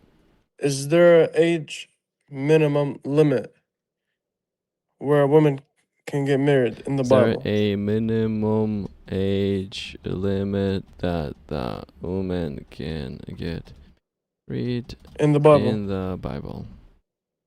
It's gonna say it doesn't define. Doesn't see? The Bible does not Okay, state a exactly. Now say specific the same thing minimum about the numeric Quran. age. Now go back to the Quran. Now move the Bible word and say Quran. So in the Quran, or you want to do in Quran. Just put the Quran. Quran doesn't say. Hadith say. Brother, just say Quran. Quran. It doesn't specify. I told you. Okay, right, Does like, Hadith specify? okay, in all in general. Okay, so yeah, just mention hadith. This is also why tell your boy, what's his name, that we have to follow hadith. Yeah, So that's cap. there is no fixed minimum age limit for a woman to get married specific in the Hadith, in his or Islamic law. Yes, because Physical maturity or onset puberty, which is called bulugh, through classical text note that as a father could contract marriage. So see, we need to get married. Then father, look, and father also, could contract a marriage for a minor daughter before puberty. okay, click that because it's not true. That is not true, brother. Marrying a 13-year-old girl. I'm a 20, so this is we're on Islam question and answer. Yeah, I don't even know if this thing is authentic, to be honest. You This you want me website. you want me to Yeah, click get out it? of here. So he's 26 years old and he's asking a question. If he can get married to a 13-year-old. What does this say? What does this Islamic say? There's no wrong answer with marrying this girl. There's no wrong answer with marrying this girl. So it's okay, bro. It's okay. Yeah, this website is not authentic. Can you leave the website? Let me show you something in the Quran. Something interesting in the Quran and No, dude. Hadith. Have you seen tafsirs for 65:4?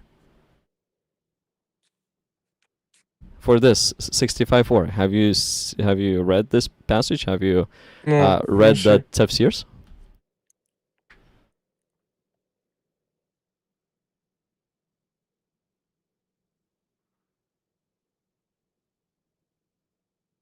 You want me to break it down real quickly? And those I'm reading women, English. 1 second, okay. Holmes. Let me know when you're done.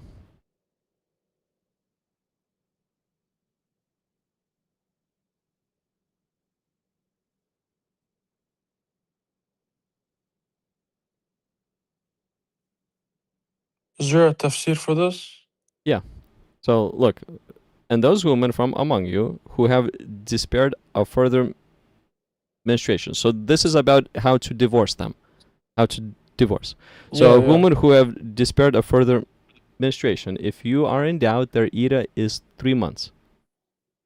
Okay, so if she's in menopause, in order to divorce her, you have to wait 3 months to make sure she's not pregnant. That's the point of ida. As well as of those who have not yet menstruated. So they also have an ida of 3 months.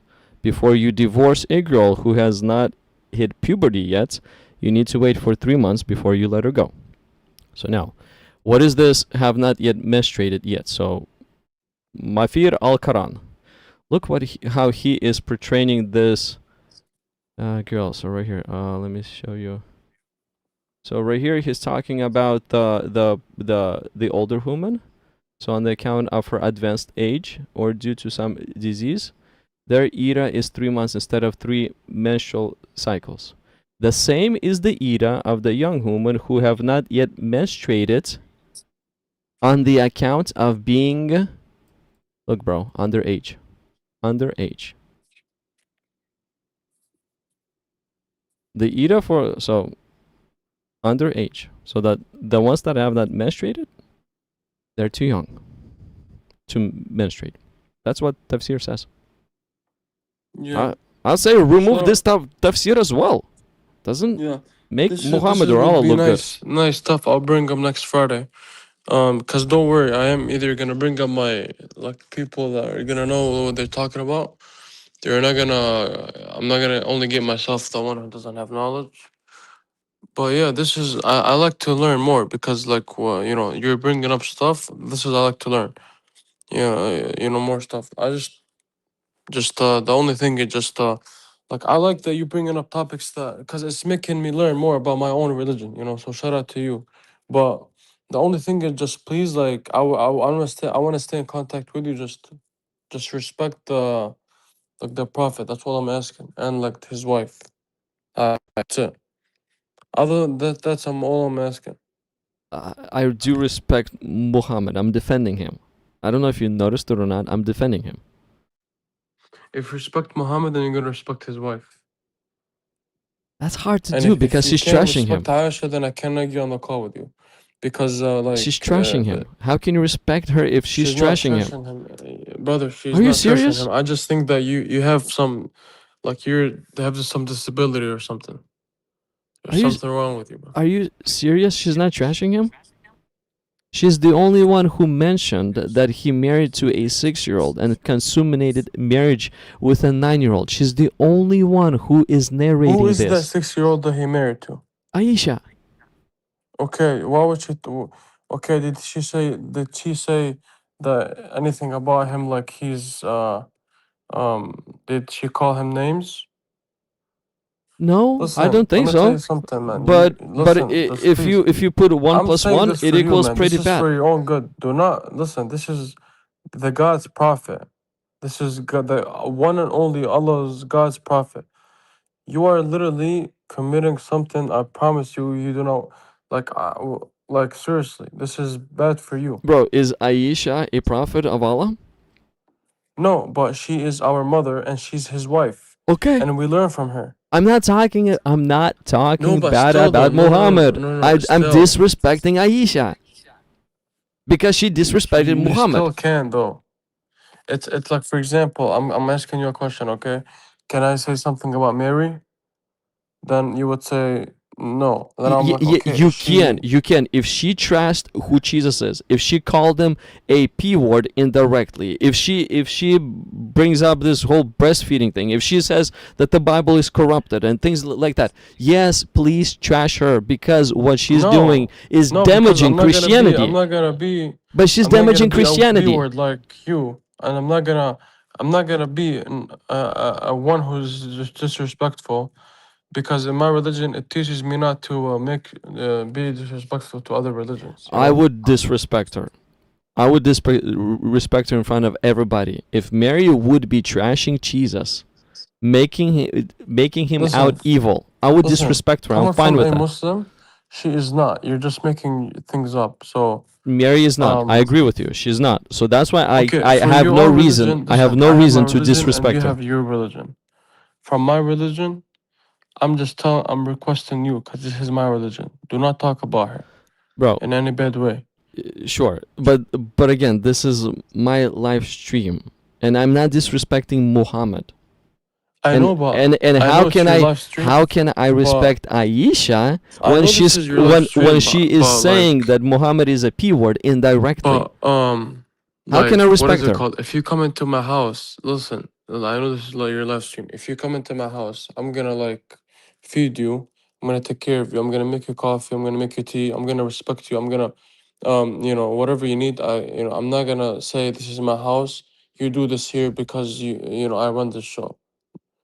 I'm just asking you kindly, because I don't want to fight with you. Okay. I see you're a good brother. I don't know. I might meet you in the future. Do not talk about her, or there's gonna be a problem. We're gonna fight. I'm sorry. About her, I have to. Then you're gonna get smacked. About Muhammad, I'm not saying anything. I might smack you, man. That's okay. Because she's our mother. It's okay. If you smack me on one cheek, I'll just turn the other one, so you can smack me again. Funny. That's what Jesus taught. Right. Huh? That's what Jesus taught. If somebody smacks you on one cheek, then you just turn the other one.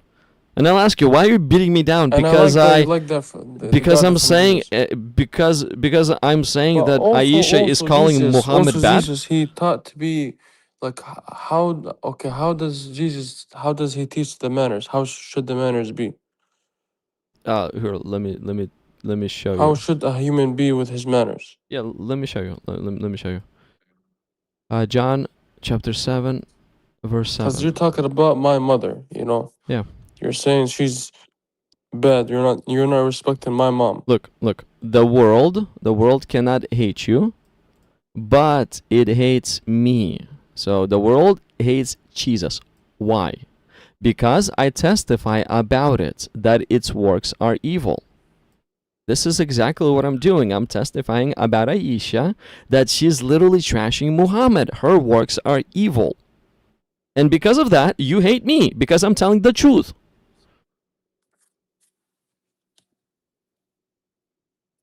If you're gonna respect her, I don't want to talk to you, man. It's okay, guy. It's okay. I mean, I still have to do what I have to do. The live stream is all about defending Islam, saving Islam from who? From Islamophobes like Islam Aisha. doesn't need you, man. We don't need a bald man to act like you're saving. You and what's his name? What's his name? Zad is a Muslim. Zad, that says he's a Muslim. Y'all can go both sleep. And We do not need you guys as Muslims, you know. Now here's the thing: if you come into my house or I come into your house and you don't respect my mom, I don't want to talk to you. But this is what I'm gonna do. I'm just gonna leave. I'm gonna leave you away. So I'm gonna go. I'm gonna leave your house. Okay. So It was nice to talk to. Oh, that's that. Okay, so let's continue. Oh, man, I cannot believe, I honestly cannot believe that I'm gonna be hated by Muslims for defending Muhammad. I cannot believe this. I honestly speaking cannot believe that you're hated by Muslims for defending Muhammad. And when somebody like Aisha is trashing Muhammad, they respect her for trashing Muhammad. When somebody like me who's defending Muhammad, they hate me. This is mind-blowing, guys. This is literally mind-blowing. What is going on with your minds, dear Muslims? What is wrong with you? You are at fault for destroying Islam. And me, Christian, trying to save your religion, trying to save the face of your prophet, how your prophet looks like in the world. If, trust me, if anyone in the world but Muslim, so anyone else but Muslim reads this passage that we just read, it shocks me, guys. It really shocks me. Like, hold on a second, my screen went kaboom. Let me just adjust it back. It shocks me. Like, I don't even know what to say. If anyone in the world, you don't, besides Muslim, anybody else but Muslim, whether they are Buddhist, whether they are Hindu, whether they are secular, whether they're atheist, agnostic, if anyone in the world besides Muslim read Sahih al-Bukhari 5134, narrated by Aisha, that the Prophet married her, this is what she's saying, that the Prophet married her when she was 6 years old and he consummated marriage with her when she was 9 years old. Anyone and everyone in the world would actually think that Muhammad is a pedo. Do you guys understand what I'm saying? Muslims, do you understand what I'm saying? Anyone, a Christian, a Jew, a secular, agnostic, atheist, Buddhist, Hinduist, any religion, any person in the world that will hear that Muhammad consummated marriage with a 9-year-old, he had sex with a 9-year-old, what do you guys think? How will they view your Prophet Muhammad? In a high regard? Or think that he's actually a trash? What do you guys think? And yet you come to this live stream defending the very person who is trashing Muhammad. And I am fighting against you. Who loves Muhammad more? You or me? Muslims. You are blowing my mind today. I don't know what to say. Who loves Muhammad more? You and me or me? You accept, you defend that Muhammad married a 9-year-old girl. You accept and defend this. I say throw this away so that Muhammad would not look like a pedophile. And you get mad at me because I'm asking to throw trash information about Muhammad away? Do you really want to keep the trashy information about Muhammad in your Sahih information? Anyone in the world who will read this Sahih will think that Muhammad is a pedophile. Dear people, open up your eyes. I don't know how else to put this. Muslims, are you super that blind? Are you really super that blind? Like, it blows my mind. Your blindness is crazy, is literally off the charts. That's how blind you are. I'm defending Muhammad, and because of this, I'm hated. Wow. I never expected this to happen. I, honestly speaking, Muslims, never expected this to happen. Never expected this to happen. I thought maybe people would actually be saying something like, "Oh, good job. Yes, we need to get rid of this hadiths." They would understand that this hadiths are trashing Muhammad. They would understand that Aisha is an Islamophobe, and I'm saving Muhammad from this Islamophobe. And y'all are hating me for saving Muhammad from an Islamophobe. That blows my mind. I don't know what to think anymore. Wow. Wow, wow, wow, wow. Oh. Oh. And then this Just a Man is saying, don't listen to Zed. No, people, listen to Zed. I don't know if Just a Man needs to be listened to. Honestly speaking, he's defending Aisha, the very one who's calling Muhammad indirectly a pedophile. He's defending her. Are you serious? Dear Muslims, you need to listen to Zed. Zed from a live stream 7 days ago. Listen to that live stream. One of the very few Muslims that have logical mind to think. One of the very few Muslims that has some logical mind to think, to read text and to understand how that text is portraying Muhammad, is one of the very few Muslims that I spoke with that has that has common sense to read and understand. I'm just, honestly speaking, shocked.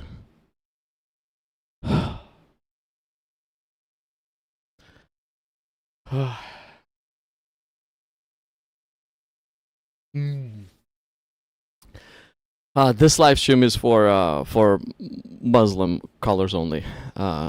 Jordan, I see that you're here, but this live stream is for Muslim callers only. I have everybody live stream on Mondays at 8:30 p.m. Fridays is Muslim only. Sunday is LDS only, and Monday is for everybody. So, Jordan, I'm not gonna bring you on stage because I know that you're not a Muslim, and I don't really want to. I want to stay on topic first. If like let's say with Just a Man, we stayed on topic. We looked over some hadiths, and then we spoke about who Jesus Christ is. But if you're not a Muslim, I just won't be able to stay on topic with you anyways. Oh, guys, okay, I'm gonna see what you wanna experiment. Bro, let's do it on Monday. I'm gonna be ending this live stream soon because I actually have a slight headache. I actually have a slight headache from talking with Just a Man. Man, Just a Man, you are just a man. You really are just a man. Do look into Islam a lot more than versus what you looked. A lot more. And please, use some common sense and logic. Don't misinterpret the text. Read that text. Try to understand what the Islamic text says. Don't misinterpret the text. Do not change the words. Oh, it says semen here. No, I'm going to close my eyes and I'm going to say water. If it says semen, it's semen. If it says that Muhammad's clothes was spoiled with semen, and then Aisha washed it off, and then he went with water spots to pray, then that's exactly how it happened. Exactly how it happened. Man. Jordan, you won't be able to defend Islam. I know that you're gonna be redirecting the conversation. You won't be able to defend Islam. Why? Because you don't know much about Islam, anyways. You cannot bring up passages to defend it because you just don't know. So it seems fun, especially as an atheist defending something crazy. It's okay. It's okay, bro. I not today. Atheists, I usually talk to 8:30 on Monday. On Monday 8:30. There's actually the most common audience on Mondays are atheists. And I think you've seen that. We have Bibian, we have Tavo joins us often, then Mox sometimes stops by. And then there was a guy from the islands. From the islands. He was going into a surgery. I wonder how that guy is doing. If you are on the, yeah, I know, boo, I know, bro, I know, boo, I know, I hear you, but it just, you're not in the position to defend Islam. You're not. You need to know Islam in order to defend it. So you're not in the position to do it. So that's why. But on Monday, do come back. I'll talk to you, no problem, and we can talk about Islam on Monday too. I don't really care, because on Monday is more just a general subject.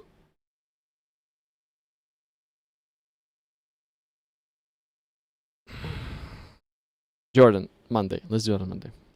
I'm not gonna bring up today. I've never had a headache after the live stream. I've never had a headache yet. This is the first time I'm having a headache after a conversation. This is the first time ever. Wow, I'm shocked. I'm actually shocked.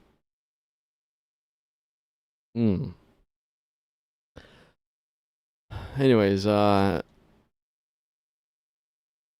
should I show you?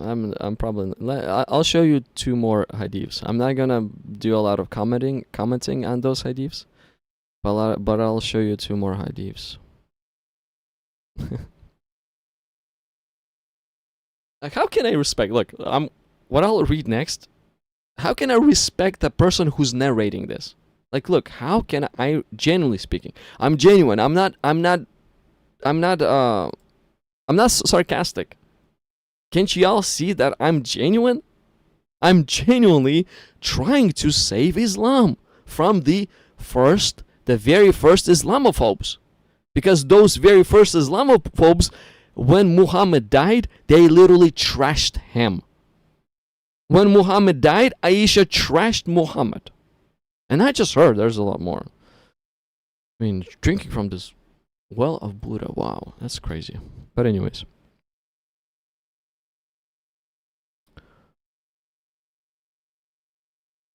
Oh, what is this? Oh no, this is not it.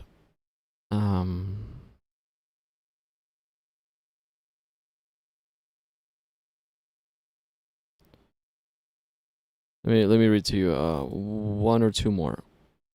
I won't comment on them much, but I'll just read to you.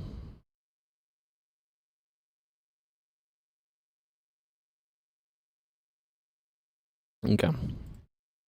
So, oh, dear people, this is my favorite Islamophobe again. Oh, this is my favorite Islamophobe again. Oh. This is one of the hardest topics I've done. I'm hated for defending Muhammad. I'm hated for defending Muhammad. Wow. I never thought that it would turn out to be like this. Okay. Chapter. Should a bewitched person be treated? What? Okay, let's read what it says. Okay, narrated Aisha. Jordan. You only have a headache because of your lack of hair. No, actually I rarely have a headache. Rarely. Very rarely. Why when I have a headache. You know why? Because my hair are not pulling my head down and then my head hurts. That's why. But anyways, that's just beside the point. Let me just get this out. But hey, like the stream, subscribe to the channel. Let's continue to talk. Please, Muslims, don't hate me for defending Muhammad. Please. Oh, you got something. Okay, so Paul, I'll look into your next. But anyways, narrated Aisha. Look, guys, narrated Aisha. Again, my favorite Islamophobe. Aisha is one of the biggest Islamophobes in Islam, whether you like it or not. Aisha is one of the biggest Islamophobes. Aisha trashed Muhammad like no one else has done. Whether you like it or not, this is the reality. If you're a Muslim and you're saying, oh, you're trashing Aisha, dear people, she's trashing Muhammad. If you allow Aisha to trash Muhammad, then you hate Muhammad.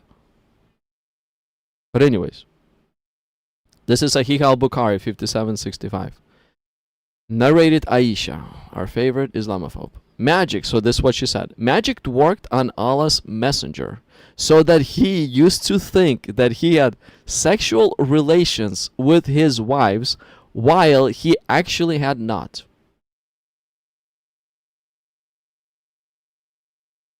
Then one day he said, "Oh Aisha, do you know that Allah has instructed me concerning the matter that I asked him?" Let's see here. Is there any other regarding this? No, there's nothing. There's nothing else. But again, Aisha is saying that magic, dear people, do you think magic works on the Prophet of God? According to the Christianity, there's no such a thing as a prophet of God to be controlled under some kind of, or be put under some kind of a spell, as Muhammad has been. According to Aisha, Muhammad has been put under a spell, and he was having sex with air. He was just banging air, I guess. According to Aisha. Now, do you think I am the Islamophobe or Aisha is the Islamophobe? Who makes Muhammad look bad? Me or Aisha? I'm saying remove this hadith. Why? Because she is trashing Muhammad. That's why. And Muslims are saying, no, keep this hadith. Keep this hadith. We want Aisha to continue to trash Muhammad.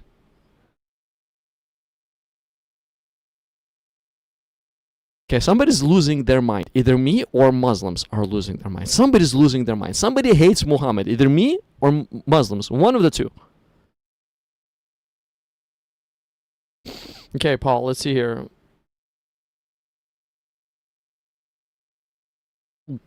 Muhammad, let's see what you got here. I got Al-Bukhari, Abu...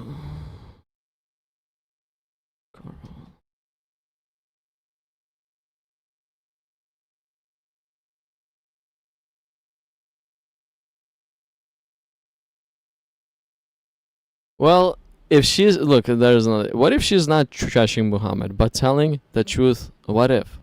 Yo, if she's telling the truth, then Muhammad is false. Okay? If Aisha is telling the truth, then Muhammad is as false as it gets, because he's just perverted, evil, pedophilic prophet. He's false. If she's correct, then Muhammad is false. So I'm trying to make Muhammad slightly more true by removing Aisha. And Muslims are hating me. Wow, I don't know what to say. I actually don't know what to say. Let's go. Let's see here.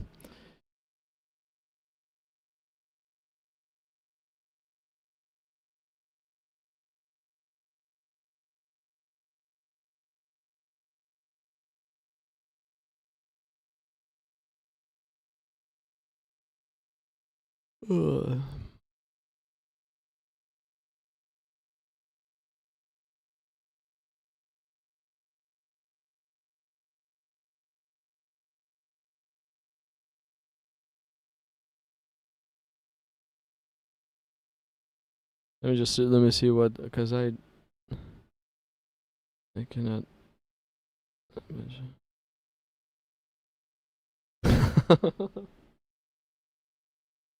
Okay, Peter, bro.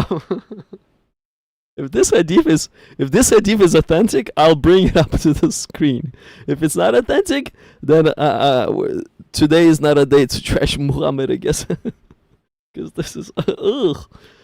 Where in a man, dear Muslims, if this what I'm looking at right next is authentic, then you need to get rid of your hadiths. That is all I gotta say. You literally need to get rid of your hadiths.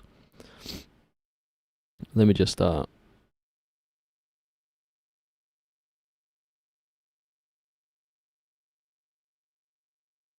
me see if I can find it in Sunnah. If I can find it in Sunnah, I'll make this the last hadith that we'll read it, even though there's a lot more. And I'll be done for the day, because I do want to go to sleep too already.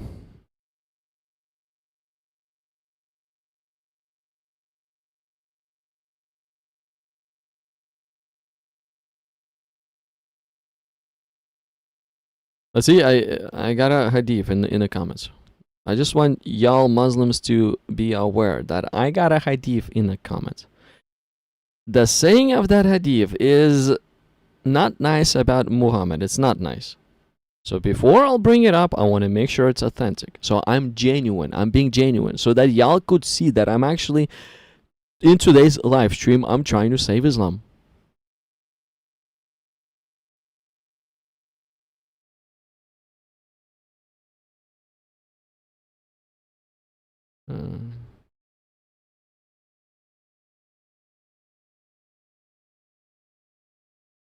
Okay, what's the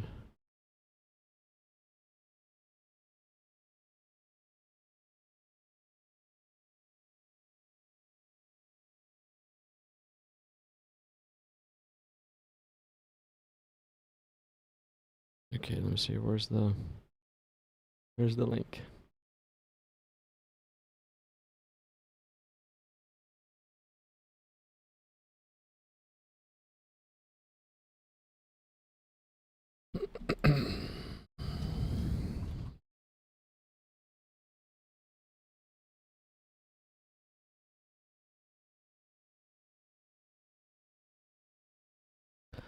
Let me do my little research, because I want to be genuine.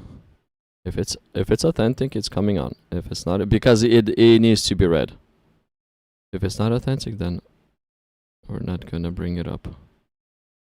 This one has 113 narrations.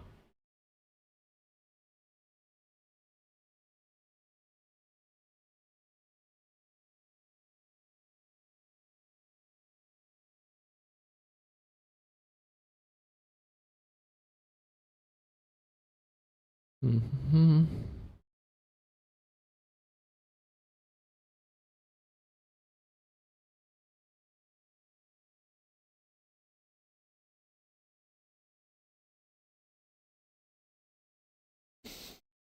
Interesting. Tawheed. English Tawheed. Tawheed.com. This Tawheed.com has this hadith. Not Sunnah.com, but Tawheed.com. Let me see if I can locate it.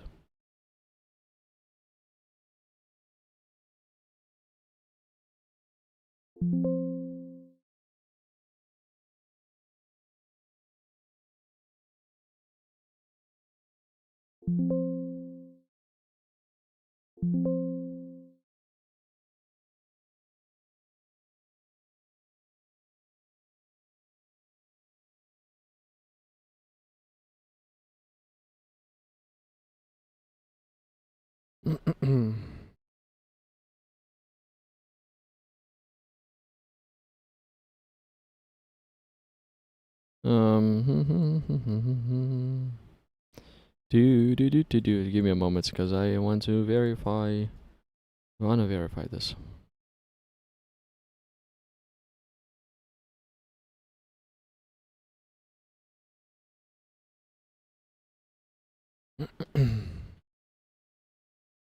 It is on Tawheed.com, and Tawheed, I think it might be a valid website, but before then, let's see.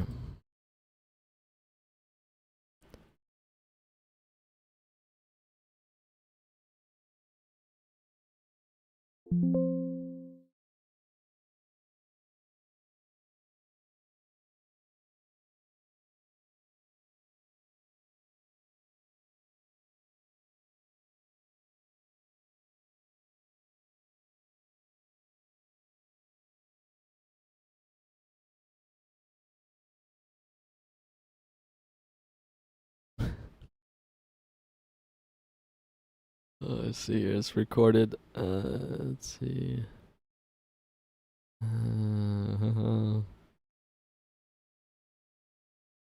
Musan Ahmad. Musnad Ahmad.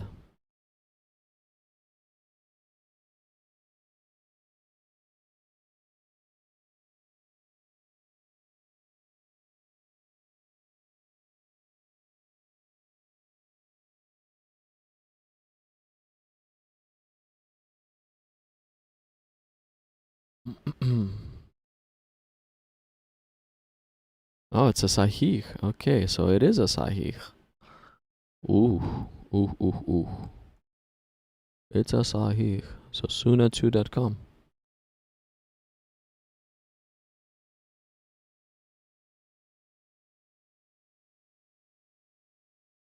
There's Tawheed.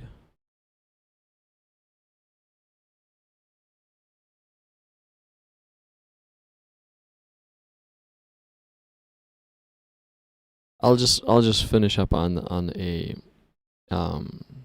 nicer note. This is one of the there's another hadith that, or actually let me see if I can find the other hadith.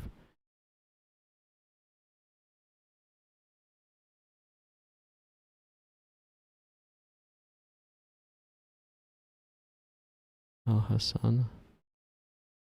Let me see. I think this might be together actually. Okay, I've never came across this hadith that I'm looking at. So because I've never came across this hadith, I actually want to, before again I'll talk about it, I want to make sure it has some good grade, at least some authentic grade or something like that.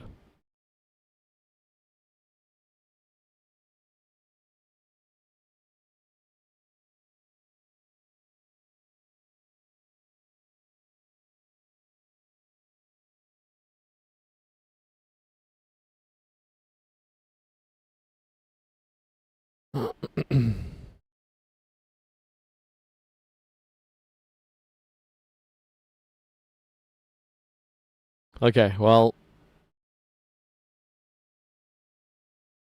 that's good. That's very good that this hadith that I was about to show to you, it's not authentic.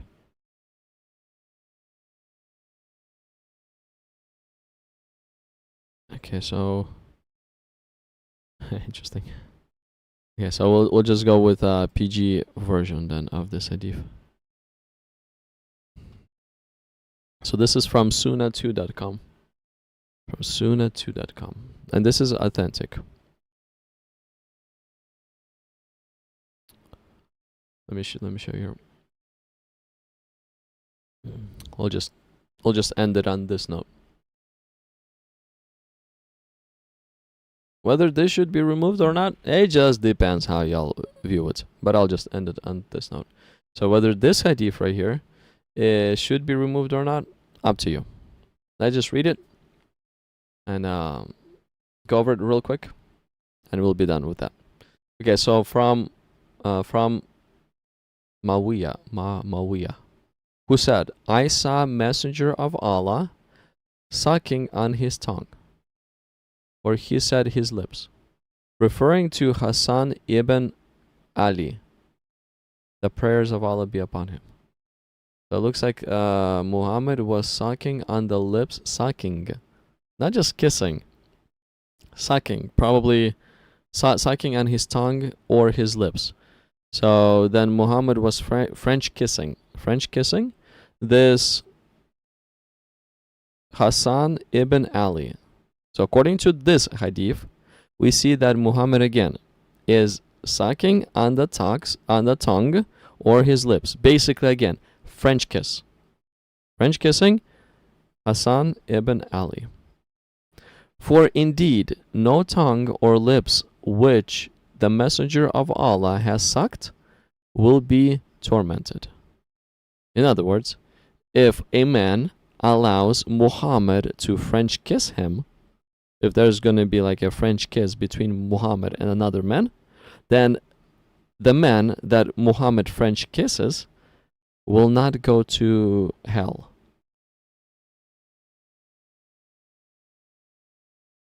Dear Muslim, if you don't want to go to hell, I guess you missed your shot, French kissing Muhammad. Take this one however you want to take it. But French kissing is allowed in Islam. French kissing between two males is allowed in Islam according to this.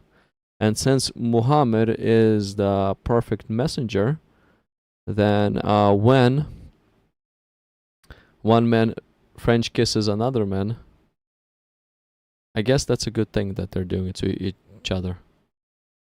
But that's just my guess. And I'll leave it at that because, yeah. Thanks for the conversation, just a man. But, logic hurt it. My logic got striked today. Oh, my common sense got literally striked hardcore today. Oh, that was painful. Muslims again. I never knew. I did not think that me defending Muhammad, a Christian defending Muhammad, y'all are hate me. I didn't think that. I'm sorry for defending Muhammad. I'm actually feeling sorry right now for defending Muhammad. Maybe I should defend Aisha and agree with what she's saying about Muhammad. Maybe I should agree that, according to Aisha, Quran is corrupted. Maybe I should agree that Muhammad is a pedophile, according to Aisha. Maybe I should agree with, what this guy is saying. So this is Musam Ahmad, Hadith right here. Now this guy is saying French kissing man is totally normal in Islam. Maybe I should agree with this one. Maybe I should agree with breastfeeding an adult male. Breastfeeding an adult male is okay when your husband is watching. Who in a right mind would have done this? Like, who in a right mind would have done this?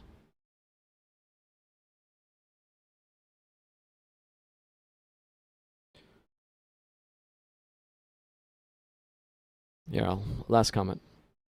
Let's change the topic a bit. If they ask you, why is Christianity true religion? How would you answer, dear Christians? I would say yes. Why? Because of the one who makes it true. Messiah is the greatest person that ever walked on our planet. The greatest, by far the greatest. Messiah is the one who died on the cross, and Messiah is the one who arose on the third day from the dead. And since Messiah is able to do such things as that, Messiah should be listened to. And Christians, in essence, what is a Christian?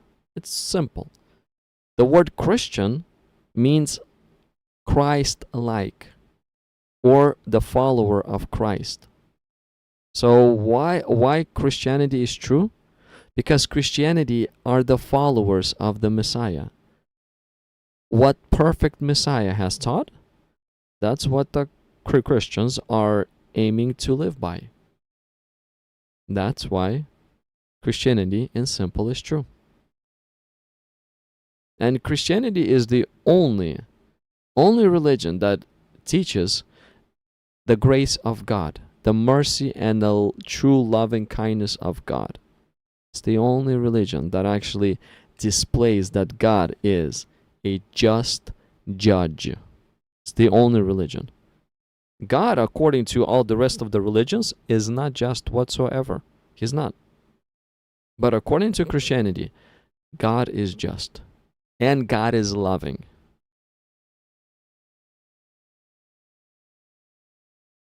So Christianity is the only religion that actually accurately describes who God is. That is the only religion. Only. It presents God from any side you look at it. It presents him as a good. He's a good judge. He's a good father. He's a good master. He's a good boss. He's a good creator. He's the good provider. He's a good protector. He's good. He's perfect in all of his ways. And if your question is genuine, then bro, just listen. That Jesus has died for your sin on that cross. That brutal death that he went through, you deserve it. I deserve it. And then he arose on the third day to prove to anyone and everyone that even death has no power over the Messiah. And the reason that Jesus died on that cross, it's very simple too. Right from the beginning, God said, the punishment for sin is death. In other words, everyone who sins shall surely die. So you will die, I will die. If I or you die in sin, what is sin? Rebellion against God. If we die in sin, in rebellion against God, and then we stand before the Almighty Holy God in sin, in that rebellion that we died in, our own hearts are going to condemn us. Our own hearts are going to condemn us. So we cannot die in sin. If we die in sin, we'll be eternally separated from God. There's no way to heaven if we die in sin. There's simply no way. God must be just. He must be a just judge. And he also have to, give us free will. Now, if I die in sin, if I die in rebellion against God, this simply means that when I go stand before God, my heart will scream, no, God, I don't want to be with you. Because I died in rebellion against God. What is God going to do? Give me exactly what I want. Separate me from himself for eternity. And that's going to be the scariest eternity ever. Scariest thing that can ever happen. But yeah. So thank you so much again for participating. Yeah, and the reason why I read so many hadiths is because somebody has to save Islam from the very first Islamophobes. Somebody has to save Islam. Somebody. If Muslims are not willing to try to attempt to save Islam from the very first Islamophobes, I tried, and I got bashed on by a Muslim for trying to save Muhammad from the first Islamophobes. I got bashed by a Muslim. I just can't believe this, but whatever. It is what it is. That's how much they love their Muhammad. They love their Muhammad to such degree that they're okay, totally okay, with someone trashing Muhammad. That's an interesting type of love that Muslims have towards Muhammad. Very interesting type of love. Very interesting type of love. It's like this is the type of love that they have. Let's say Peter has a wife. Peter's wife name is Jackie.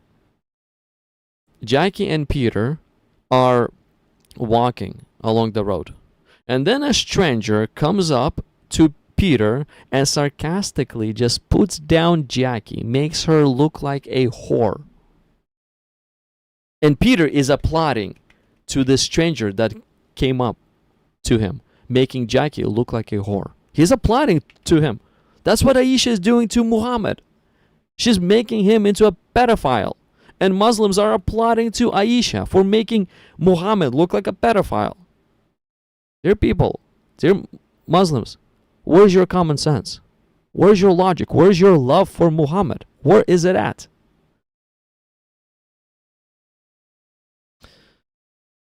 I haven't spotted one today, but anyways.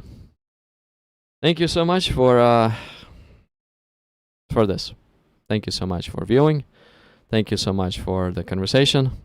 Thank you so much. I know, man, you're just a man. I know this.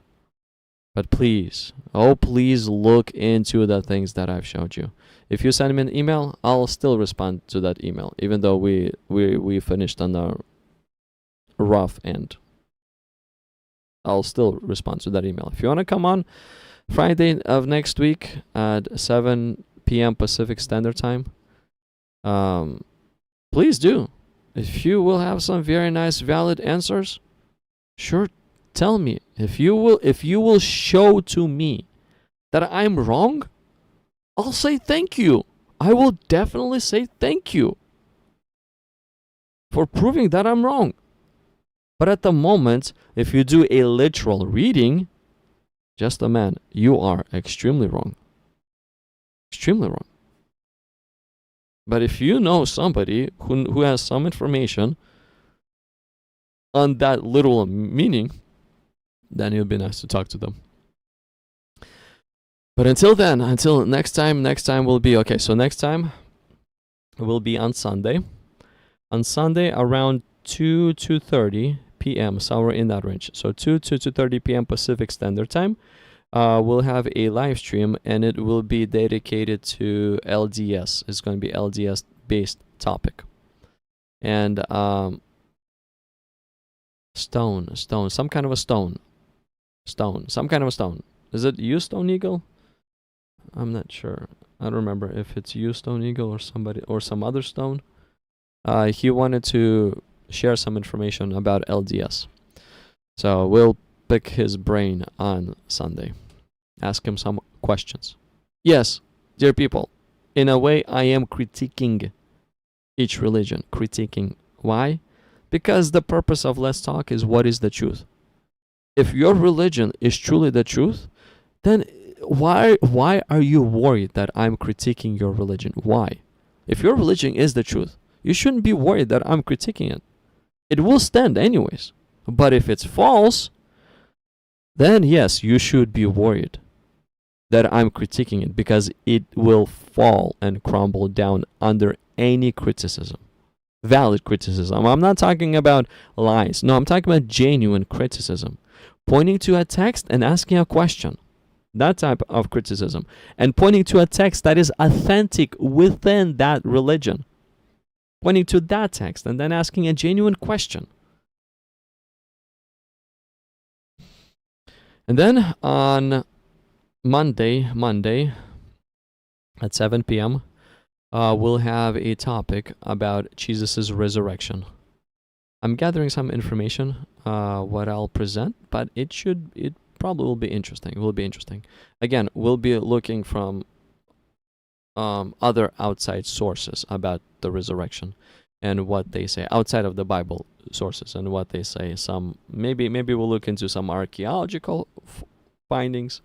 I'm thinking to look pretty deep into the Shroud of Turin, just to get an idea what that is about.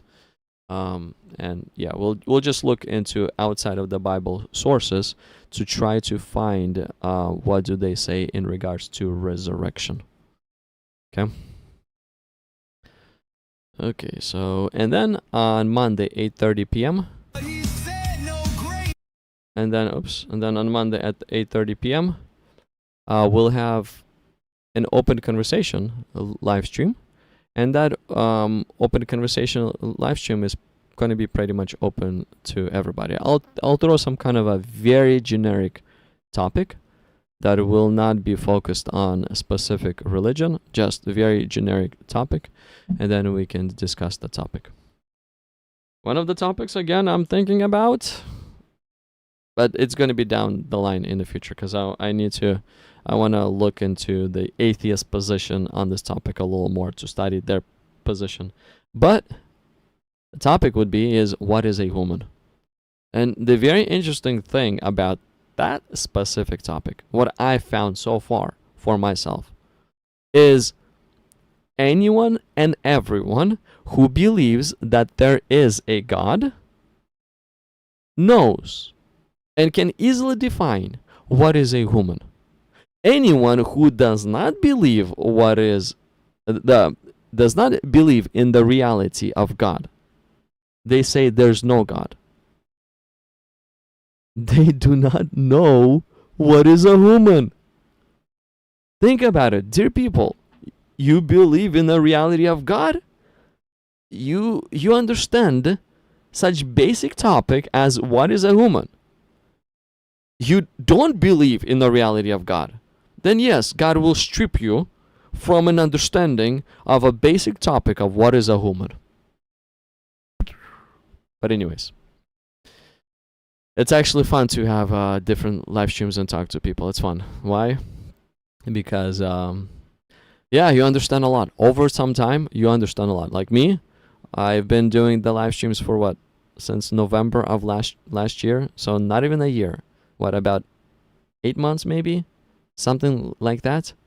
And over the last 8 months, oh dear people, I understood a lot. Oh wow. I heard so many perspectives. Oh wow. Oh wow. Oh wow.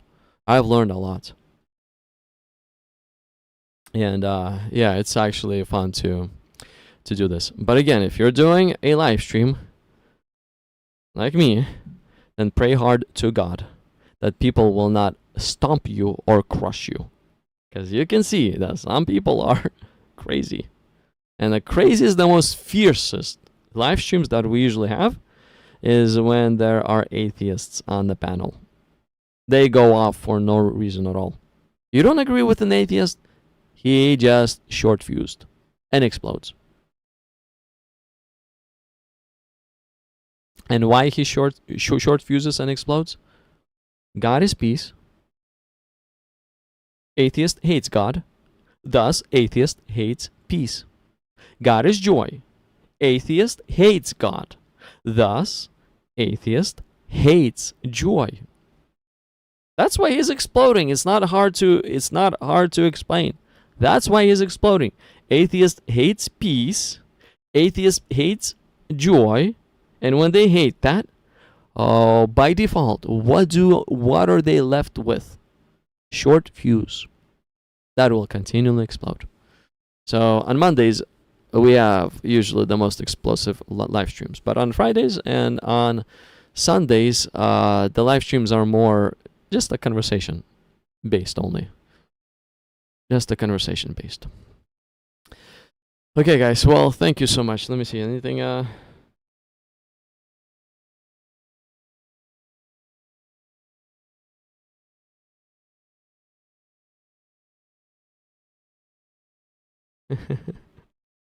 Ugh.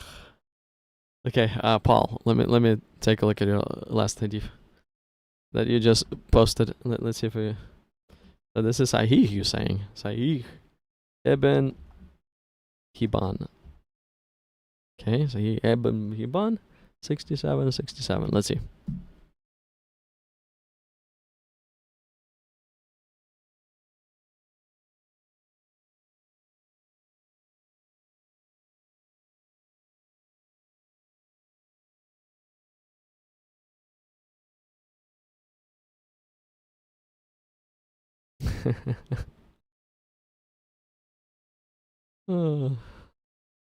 Yeah, I'll just bring it to the. Let's go over the last hadith and I'll be done. And I actually will be done this time. Okay, so this is a hadith on adultery, shameless promiscuity, sign of the hour. So signs. So this is gonna be happening during the last days. So right before the second coming. So Abdullah ibn Amr reported, the messenger of Allah. Let me make it bigger so that you'll see. Okay, so Abdullah ibn Amr reported, the messenger of Allah, peace and blessings be upon him, said, the hour will not be established until people mate with each other in the road as if they were donkeys. I said, will it really happen? Because, it's kind of crazy to even believe this. That there's people just randomly out in the streets just mating with each other like donkeys. Oh, somebody's mating right there. Somebody's mating right there. You turn your head around, somebody else is mating. It's kind of weird to even believe this. I'm not sure if this has ever been in the history where people are just mating in the middle of the streets with each other, left and right. That's kind of crazy. So I agree with this person who said, will it really happen? Because I would ask the same thing. Are you sure? Like, bro, are you sure? Are you sure? The Prophet said, yes, it will truly happen. So greatest Sahih. And Sahih Ibn Haban 6767.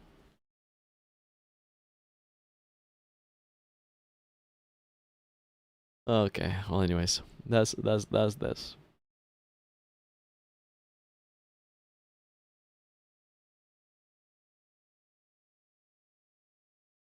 That's this.